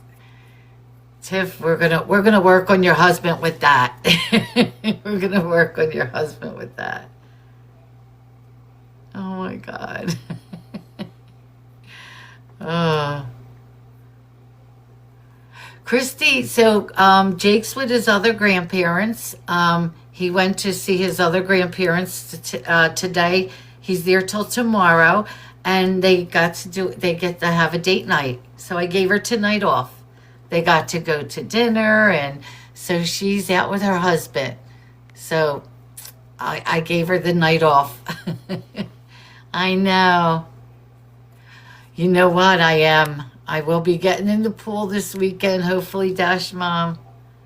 No, I'm kidding. Yeah, they got to go out and enjoy themselves. So 130,000, that's amazing. Right, Emma? I told her, take the night off. I'll leave him, take the night off. Because guess what? She's going to be working all weekend. We are going to be doing the vanity tomorrow, she said. So we'll be doing that. Be honest, she got the night off because Alma, right? Oh my God, yeah, I gotta like stay on her good side. She has her work cut out for her. If you would see the size of this box and the size of the desk. It doesn't make sense. There's a lot of little parts in that box. Trust me. He's doing good, Dash Mom. Thank you for asking. We have one more therapy day next Tuesday. One more. Catherine. Oh my God. Look with the dog. Oh my God. Thank you. Thank you so much, Catherine. Oh, I love you, friend. Yeah, this box is like very small for the big desk we have. Marisol, no updates on Nancy. Nope. Hopefully for her sake. The instructions are clear, right? I know that's what we got to worry about. The instructions. Yep. There's no updates on Nancy. And and I do watch it all the time. I keep an eye on different lives just to make sure, whatever's going on. If there's ever news that's really breaking and it's like something that's happening, I will come live, whether it's the weekend, later at night, I will come live for sure. The cases of military. Oh, okay. I looked up for the video. Oh, okay, Emma. And then too, if anybody gets anything, like if you get any, like, and Alma knows, just you can reach me, message me, and because I'll come live. I do keep an eye on my messages. I try to get back to everybody, but I'm always watching different lives. I'm watching who's out there, like in Pima County. I watch who's out there, and I just keep an eye on it. So if something's breaking where I think something's going to happen, I will come live, whether it's later at night. I'll never forget the night, God, it was the Harrow case out of California. And they thought they found the baby. Or was it the night they were taking him in, and Ray contacted me, and I was just getting out of the shower, and I came on with my hair wet, and I wasn't all dressed like I normally am, and I was like, we're doing the live. We are just doing the live because it's important, and we've been covering it. So I will go live. I will go live. He vanished into thin air. He didn't take his watch, his phone. Oh, no. Wow. Gee, Mama. Ugh. And I know I have some messages waiting, so I'll be going over that. Yeah. Absolutely. And I also got a message, I got a few messages while I was live, so I will check them out and we will make sure. But yep, I will pop on if anything happens. So, but everyone, it is 11:05. I've been live most of the day. I don't mind it. Crazy the FBI is doing. Wait, the case too at the same. That is. Oh, so the FBI is doing that case too. Oh, Tiff, I'm going to go look at it. I'm glad you said that. I'll check it. They are. Oh, thank you for letting me know. See, I got to go look at this now. Yep. And I'm sitting here. I got so I am dead serious. This is what it looks like behind the scenes. Here's the tablet. Here's my husband's phone. Here's the other two phones. And remember, I'm streaming on this phone. That's what it takes, because I thought Keith was calling in. So we have all the things happening here. Like, I got to remember, give him back his phone. I have my tablet out. My computer's there. It's not on. But I have these two that they had to call me on. And I'm on this one. And then you just wonder why I'm crazy. No. But thank you, guys. It was another great live. I really enjoyed it. I'll let you know when we're going to make the prison taffy. Phones on phones on phones for days, right? I will let you know. We'll pick a day. I'm going to talk to Christy tomorrow. We'll pick a day. I'll make an event out of it so we all know when we're going to do it. So we'll do it together. We'll do it together, and everybody could come up in the boxes. I think it'll be fun. I really do. I really think it'll be fun because Christy likes that. Wait for me to use comments too. Wow. But all right, you guys, everyone have a great weekend. Thank you, everyone. I know, Lisa, it was great. It was great. And I love that comment about the charge with change, because that's what it's about. They were charged with a crime, and look how they're changing it. Look how they're changing their lives. They're not all bad people. They made a lot of mistakes. So on that, I will download the lives tonight and tomorrow, and I'll upload them onto Charge with Change YouTube channel. So everyone have a great weekend. I'm gonna miss you guys. It's like I love being here with you, but I will be back on Monday unless something happens. So everyone have a great weekend. Stay safe. If you hear anything, feel free to message me. I will get back to you. Thank you so much for being here. Look at the likes. I can't believe we got that many. And it's not me. I'm not included in it. Look at the number. Thanks for the likes, the shares, the gifts. I appreciate each and every one of you. Like I say, I just appreciate you guys being here. That is good enough for me. So everyone have a good night, and I will see you all on Monday, if not before.